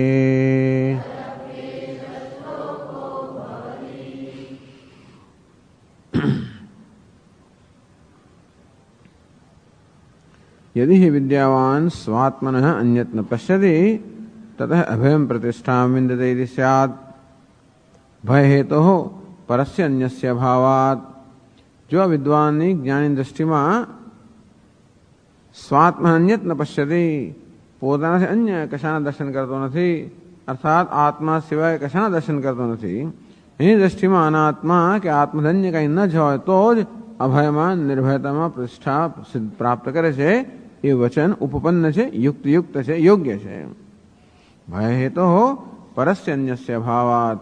કારણ કે ભય હંમેશા અન્યમાંથી જન્મતો હોય, પરમાંથી અન્યમાંથી જન્મતો હોય અને એવો કશાનો અભાવ હોવાને કારણે એની દ્રષ્ટિમાં આત્મધન્ય કંઈ ન હોવાને કારણે એનો ભય ન હોય. એવું ક્યારે હોય? પણ અન્ય છે અને છતાં વિદ્વાન અન્યનું દર્શન ન કરે કેવી રીતે બની શકે? અન્યસ્ય ચ અવિદ્યાકૃતત્વે વિદ્યા અવસ્તુત્વ દર્શનોપત્તિ. કારણ કે અન્ય જે છે એ અવિદ્યામાંથી જન્મેલો હોવાના કારણે વિદ્યાથી એની નિવૃત્તિ થાય. અવસ્તુત્વ દર્શન. અન્યને ન જોવું એટલે શું? એવું નથી કે વિદ્વાનને પણ જગત ન દેખાતું હોય, ઇન્દ્રિયો દ્વારા જગતનો અનુભવ થતો હોય. અવસ્તુત્વ ઉપપત્તિ, અવસ્તુત્વ દર્શન ઉપપત્તિ. એને અવસ્તુત્વ દર્શન. જે અન્ય છે એ વાસ્તવ વસ્તુ નથી, એટલે વાસ્તવિક નથી, સત્ય નથી. અવસ્તુત્વ દર્શન અન્યમાં મિથ્યાત્વ દર્શન ઉપપત્તિ. જે વસ્તુ અજ્ઞાનથી જન્મી હોય એ મિથ્યા હોય. જેમ કે રજ્જુમાંથી જન્મેલો સર્પ રજ્જુના અજ્ઞાનથી જન્મે છે માટે મિથ્યા છે. અજ્ઞાનમાંથી જન્મેલી વસ્તુ મિથ્યા હોય, આભાસ હોય. અજ્ઞાનમાંથી જન્મેલી વસ્તુ કેવી હોય? ન હોય તે જ જન્મી હોય તો આભાસ હોય. તેથી આ જગત જો અજ્ઞાનમાંથી જન્મી હોય તો જ એ મિથ્યા છે એ પ્રકારનું દર્શન થઈ શકે. અને તો જ એમ કહેવાય કે હવે વિદ્વાન આત્માધન્ય કશાને જોતો નથી. જેમ કે અરીસામાં અનેક બધા પ્રતિબિંબ જોતો હોય છતાં પણ આત્મધન્ય કશાને જોતો નથી, એને બીજું દેખાય છે છતાં આત્માથી અન્ય દેખાતું નથી. અને તે જ રીતે ભલે જગત દેખાતો હોય પરંતુ આત્માથી અન્ય દેખાતું ન હોવાના કારણે એને કોઈ ભય નથી. આ સારી નિર્ભયતામાં પ્રતિષ્ઠિત છે, એ યોગ્ય છે. તદ્ધિ દ્વિતીયસ્ય ચંદ્રસ્ય સત્વમ યદ અતૈમિરિકેણ ચક્ષુષ્મતાન ગુહ્યતે. તમે તો કહો છો કે વિદ્વાનને માત્ર દ્વૈત દેખાતું નથી, અનાત્મા દેખાતો નથી, આત્મધન્ય કંઈ ના દેખાતો હોય, પાછા જગતને દેખાય છે એનું શું? તો કે ભલે દેખાતું હોય, સત્યનો નિશ્ચય બહુમતી થતો નથી આવતો. એટલે ઘણા બધા ચક્ષુમાં તિમિર નામના દોષવાળા ઘણા બધા લોકો હોય, એ બધાને દ્વિતીય અર્થાત બે ચંદ્ર દેખાતો હોય માટે બે ચંદ્રનું હોવાનું જેમ સાચું નથી ઠરતું. એક જ માણસ હોય જેને ચક્ષુ નિર્દોષ હોય અને એને એક ચંદ્ર દેખાતો હોય તો એ સત્ય છે. તે જ એક જ વ્યક્તિ એવી હોય જેનું બુદ્ધિ નિર્દોષ છે અને એને આ રીતે આત્મા જ માત્ર દેખાતો હોય તો એ સત્ય છે. અનેક બધા દૂષિત બુદ્ધિવાળાને અનેકતા દ્વૈત દેખાતો હોય સત્ય ઠરતું નથી. પણ આપ તો કહો છો કે જેનામાં તિમિરનો દોષ નથી એવો મનુષ્ય એક જ ચંદ્રના દર્શન કરે છે, અર્થાત એને બીજો ચંદ્ર દેખાતો જ નથી. અહીં તો નૈવમ ન ગૃહ્યતે, એવું નહીં કે જ્ઞાની પુરુષને આ જગત દેખાતું જ નથી. આપ કહો છો ટૂંકમાં આ દ્વૈતના દર્શનને આપ દ્વિચંદ્રની ઉપમા આપો છો, એકને બદલે બે ચંદ્ર દેખાવા. અને સાચું છે, જેના ચક્ષુમાં દોષ નથી એને હવે એક જ ચંદ્ર દેખાય છે અને માટે એ દર્શન શુદ્ધ છે. પરંતુ જ્ઞાની પુરુષને પણ જગત દેખાતો છે જ. આપ કોઈ જગત ન દેખાવો, જગત ન દેખાવો બનતું નથી. જગત દેખાય છે અને દેખાય છે અસત્ય છે એમ કેમ કહેવાય? નૈવમ ન ગૃહ્યતે છે. જેમ પેલા નિર્દોષ ચક્ષુવાને બીજો ચંદ્ર દેખાતો જ નથી, તેવી રીતે આ નિર્દોષ બુદ્ધિવાળા જ્ઞાનીને જગત દેખાતું જ ન હોત તો બરોબર છે. એવું નથી, દેખાય છે. દેખાય છે એમ શા પરથી કહો છો? તો જ આ બધો વ્યવહાર ચાલી શકે. અર્થાત શિષ્યોને ઉપદેશ પ્રદાન કરવાનો અને બીજો જે નાનોડો વ્યવહાર ચાલતો હોય એ તો શક્ય બને જ્યારે એને જગત દેખાતું હોય અને જગતને જગત રૂપે જાણતો હોય ત્યારે થાય. બરોબર છે. હવે જાગ્રત કે સ્વપ્ન અવસ્થામાં જ જગત દેખાય છે એ મિથ્યા છે એવું જ્ઞાની જાણે છે. પણ મિથ્યા કેમ હોઈ શકે? શા પરથી કહો છો કે આ મિથ્યા છે? સુપ્ત સમાહિત એવો અગ્રહણાત, કે સુષુપ્તિમાં સમાધિમાં તો અગ્રહણાત આ દ્વૈત વૈવિધ્યપૂર્ણ જગતનું કે અનાત્માનું તો કે દર્શન ત્યાં નથી. અને જો જગત સત્ય હોત તો સર્વ અવસ્થાઓનું દર્શન થતું હોવું જોઈતું હતું, એવું થતું નથી. અંતે અમે કહીએ છીએ કે સુષુપ્તિમાં જગતનો અનુભવ થતો નથી માટે જગત નથી. બે વસ્તુ થઈ. જાગ્રત સ્વપ્નમાં જગતનો અનુભવ થાય છે માટે જગત છે, એક પક્ષ થયો. સુષુપ્તિમાં જગતનો અનુભવ નથી માટે જગત નથી, આ બીજો પક્ષ થયો. તો કે સુષુપ્તિમાં જગત નથી એવું ક્યાંથી કહો છો? સુષુપ્તિ અગ્રહણમ અન્ય આસક્તવત ઇતિ ચેત. સુષુપ્તિ અવસ્થામાં કે સમાધિ અવસ્થામાં પણ જગત ન દેખાતું હોય એનું કારણ એ નથી કે જગત નથી, પરંતુ જેવી રીતે રસ્તામાં બાજુમાં બેઠેલો, રસ્તાની કિનારે બેઠેલો એક મનુષ્ય જેમ પોતાના કાર્યમાં એટલો બધો મશગુલ છે કે રસ્તા પર થતી વસ્તુઓ એની અંદર દેખાતી હોય, અને તે જ રીતે આ સુષુપ્તિમાં જે મનુષ્ય છે એનું ચિત્ત પણ એવું એક કશાકમાં આસક્ત થઈ ગયું છે જેથી એને જગત હોવા છતાં પણ દેખાતું નથી. એવું કેમ ના હોય? તો કે નહીં, ન સર્વ અગ્રહણાત. તો કે નહીં, તમે જે પેલા દ્રષ્ટાંત આપ્યું લુહાર કે કોઈ માણસનું જે પોતાના કાર્યમાં મશગુલ છે માટે દેખાતું નથી, એને કશુંક તો દેખાય છે. અર્થાત ભલે એ પોતાનું તીર બનાવતો હોય તો તીર તો જરૂર નહીં જણાય છે એટલે બીજું જણાતું નથી, પણ તો કશું જ દેખાતું નથી. ટૂંકમાં અહીંયા દૃશ્ય નામની કોઈ વસ્તુ જ નથી સુષુપ્તિમાં કે સમાધિમાં. અને માટે અમે કહીએ છીએ કે જગત નથી. જાગ્રત સ્વપ્નયો અન્યસ્ય ગ્રહણાત સત્વમેવ છે. પણ આપ જેમ કહેતા હોય કે સુષુપ્તિમાં દ્વૈતનું ગ્રહણ થતું નથી માટે દ્વૈત નથી, તો અમે કહીએ છીએ કે જાગ્રત સ્વપ્નમાં દ્વૈતનું ગ્રહણ થાય છે માટે દ્વૈત છે એમ કેમ નહીં? ન અવિદ્યાકૃતત્વાત જાગ્રત સ્વપ્નયો. તો કે નહીં, જાગ્રત સ્વપ્નમાં જે દ્વૈતનું ગ્રહણ થાય છે એ દ્વૈત શું સત્ય છે? તો કે નહીં, અવિદ્યાકૃતત્વાત. એ અવિદ્યાનું કાર્ય હોવાને કારણે જાગ્રત સ્વપ્નયો અવિદ્યાકૃતત્વાત. આ જાગ્રત સ્વપ્ન બંને અવસ્થાઓ અવિદ્યામાંથી જન્મેલી છે. યદ અન્ય ગ્રહણમ જાગ્રત સ્વપ્નયો તદ અવિદ્યાકૃતમ. એટલે કહ્યું, પ્રતિજ્ઞા કરી કે જાગ્રત સ્વપ્નમાં જે અન્યનું ગ્રહણ થાય છે, અનાત્માનું ગ્રહણ થાય છે, જગતનું ગ્રહણ થાય છે, પોતાને ભિન્ન એ રીતે ગ્રહણ થાય છે એ અનાત્માથી સર્જાયેલું છે. શા માટે? અવિદ્યા ભાવે અભાવાત. અવિદ્યા ભાવે ભાવાત તદ અભાવે અભાવાત. જ્યાં સુધી અવિદ્યા છે ત્યાં સુધી જ આ છે, અને અવિદ્યા ન હોય તો આ જગત નથી. અને માટે કહે છે કે આ જગત અવિદ્યાની ઉપજ છે. અને અન્વયનો વ્યતિરેક કયો ને? કે અન્વય એક હોય અને બીજાનું હોવું, વ્યતિરેક એક ન હોય તો બીજાનું ન હોય. અથવા એક હોય છતાંય બીજાનો ના હોય. જો સૂર્ય હોય તો દિવસ છે, સૂર્ય ના હોય તો દિવસ નથી. અન્વય અને વ્યતિરેક તે રીતે અવિદ્યા છે ત્યાં સુધી અદ્વૈત છે, ત્યાં સુધી ભય છે. અવિદ્યા નથી તો દ્વૈત નથી અને ભય નથી. એ જ બતાવે છે કે દ્વૈત અને ભય અવિદ્યાની ઉપજ છે. તો સુષુપ્તિમાં દ્વૈતનો અભાવનો અનુભવ થાય છે, અર્થાત અદ્વૈતનો અનુભવ થાય છે. સુષુપ્તિમાં અદ્વૈત અનુભવ થાય છે. આપ કહો છો કે જાગ્રત સ્વપ્નમાં જે દ્વૈતનો અનુભવ થાય છે એ દ્વૈત અવિદ્યાની ઉપજ હોવાને કારણે અસત્વ છે, અસત છે અર્થાત મિથ્યા છે. તો અમે કહીએ કે સુષુપ્તિમાં જે અદ્વૈતનું દર્શન થાય છે એ પણ સુષુપ્તે અપી અગ્રહણમપી અવિદ્યાકૃતમિતિ છે. સુષુપ્તિમાં જે દ્વૈતનો અભાવ છે કે જે અદ્વૈત છે એ અદ્વૈત કેમ અવિદ્યાથી જન્મેલો ના હોય?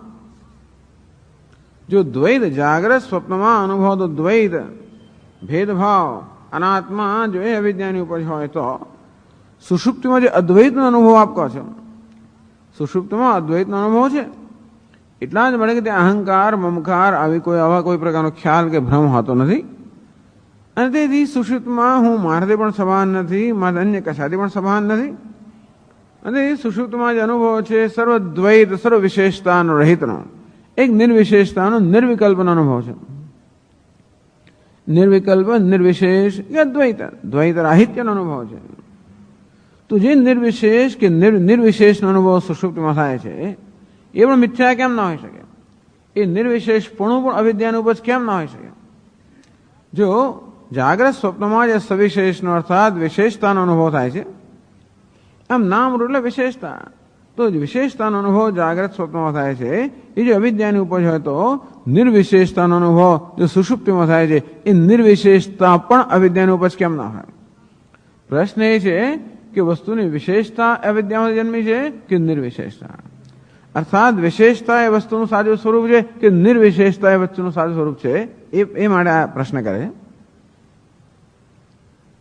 તો કોઈ ન સ્વાભાવિકત્વાત કે નિર્વિશેષતા છે એ સ્વાભાવિક છે. જે સ્વાભાવિક એટલા માટે અવિદ્યાની ઉપજ નથી. નિર્વિશેષતા એ વસ્તુનો સ્વભાવ છે. અવિદ્યા કોને કહેવાય? જે નથી તેને ઉત્પન્ન કરે અથવા નથી તેનો દેખાવ ઉત્પન્ન કરે. તો નિર્વિશેષતા વસ્તુનો સ્વભાવ હોવાને કારણે એ ઉત્પન્ન થયેલી વસ્તુ નથી, એ તો છે જ, સ્વાભાવિક છે. એટલે કે એવું ન સ્વાભાવિકત્વાત દ્રવ્ય સહિત તત્વમ અવિક્રિયા. કોઈ પણ દ્રવ્ય હોય, કોઈ પણ પદાર્થ હોય, એનું તત્વ એનું મૂળભૂત સાર કયું? અવિક્રિયા, વિક્રિયાનો અભાવ. એટલે કોઈ પ્રકારની વિક્રિયા, કોઈ પ્રકારનો વિકાર કે કોઈ પ્રકારની ક્રિયા ન થતી હોય, એટલે વસ્તુ પર કોઈ પ્રકારની ક્રિયા ન કરવામાં આવી હોય કે વસ્તુમાં કોઈ પ્રકારનો વિકાર ન થયો હોય અને એનું જે સ્વરૂપ હોય એ જ એનું સાચું સ્વરૂપ હોય. પર અનપેક્ષત્વાત, કારણ કે એ સ્થિતિમાં રહેવા માટે એ વસ્તુએ કોઈ પ્રકારની અપેક્ષા રાખવી પડતી નથી, એ કશા પર આધારિત નથી. જેમ કે જળ એ શીતળ રહેવા માટે જળ કે પાણીએ કશા પર આધાર રાખવો પડતો નથી, માટે એની સ્વાભાવિક અવસ્થા હોવી જોઈએ. અરે ગંદકી પણ એ જળનો સ્વભાવ એટલા માટે સ્વચ્છતા જળનો સ્વભાવ છે, સ્વચ્છ હોવા માટે જળને કશાની અપેક્ષા નથી. ગંદુ હોવા માટે એને ગંદકીની અપેક્ષા છે અને માટે એની સ્વાભાવિક અવસ્થા નથી. ગરમ હોવા માટે અગ્નિની અપેક્ષા છે, માટે સ્વાભાવિક અવસ્થા નથી. રંગીન હોવા માટે કોઈ રંગની અપેક્ષા છે, એ માટે સ્વાભાવિક અવસ્થા નથી. કોઈ આકાર હોવા માટે જળને કોઈ પાત્રની અપેક્ષા છે, માટે એની સ્વાભાવિક અવસ્થા નથી. આમ વસ્તુએ કશુંક હોવા માટે જો કશાકની અપેક્ષા હોય, કશાકની જરૂરિયાત હોય, તો એ એની સ્વાભાવિક અવસ્થા નથી, એની મૂળભૂત અવસ્થા નથી, એનું તત્વ નથી. એક આપણને સામાન્ય નિયમ કયો. તો એમાં શા માટે એવું કેમ કહો છો કે ભાઈ જળ ગરમ છે માટે એનું તત્વ નથી, ગરમી એ જળનું તત્વ નથી, એવું શા માટે કહો છો? વિક્રિયા અને તત્વ પર અપેક્ષત્વાદ. કોઈ પ્રકારની વિક્રિયા, કોઈ પ્રકારનો ફેરફાર, કોઈ પ્રકારનો વિકાર કે પરિવર્તન એ ક્યારે પણ વસ્તુનું તત્વ ન હોઈ શકે. કારણ કે પરિવર્તન માટે હંમેશા પોતાનાથી અન્ય કશુંક જોઈએ તો જ પરિવર્તન શક્ય છે. પોતાનાથી અન્ય કશુંક બહારની વસ્તુ હોય તો મારામાં પરિવર્તન તો મારા પર અસર કરે, મારા પર કોઈ પ્રકારની અસર ઉત્પન્ન કરીને મારામાં પરિવર્તન કરી શકે જો મારે અન્ય કશુંક હોય તો. એટલે દિવ્યો ક્ષમૂર્ત પુરુષ સબાહ્યાભ્યંતરો હ્યજ. જ્યારે મુંડકો ઉપનિષદમાં કહેવામાં આવ્યું કે આ પરમાત્મા દિવ્ય છે, અમૂર્ત છે, અર્થાત નિરાકાર છે. બાહ્ય સબાહ્ય અભ્યંતર બહારના અભ્યંતર સર્વત્ર જ છે અને તેથી અજન્મા છે. એટલે શંકરાચાર્ય મહારાજ ત્યાં સમજાવ્યું કે જન્મ થવા માટે અન્યની જરૂર છે. જેમ જળની અંદર પણ પરપોટા કે એવા કશાનો જન્મ થવો હોય તો જળ કરતા અન્ય કંઈક વાયુ કશાકની જરૂર છે તો એમાં પરપોટા ઉત્પન્ન કરી શકે. કશું જ ન હોય જળ, અન્ય કશું હોય જ નહીં તો જળ કે હોય શાંત સ્વચ્છ. પણ એનામાં તરંગો ઉત્પન્ન કરવા માટે વાયુની જરૂર પડે. આમ કશી વિક્રિયા, કોઈ પ્રકારનો વિકાર કે પરિવર્તન લાવવા માટે હંમેશા કશાક અન્યની આવશ્યકતા છે જે એના પર કંઈક અસર ઉત્પન્ન કરતો હોય અને રીતે કોઈ પ્રકારનો ફેરફાર કે પરિવર્તન કરતો હોય. વિક્રિયા ન તત્વમ પર અપેક્ષત્વાત. કોઈ પ્રકારની વિક્રિયા કે વિકાર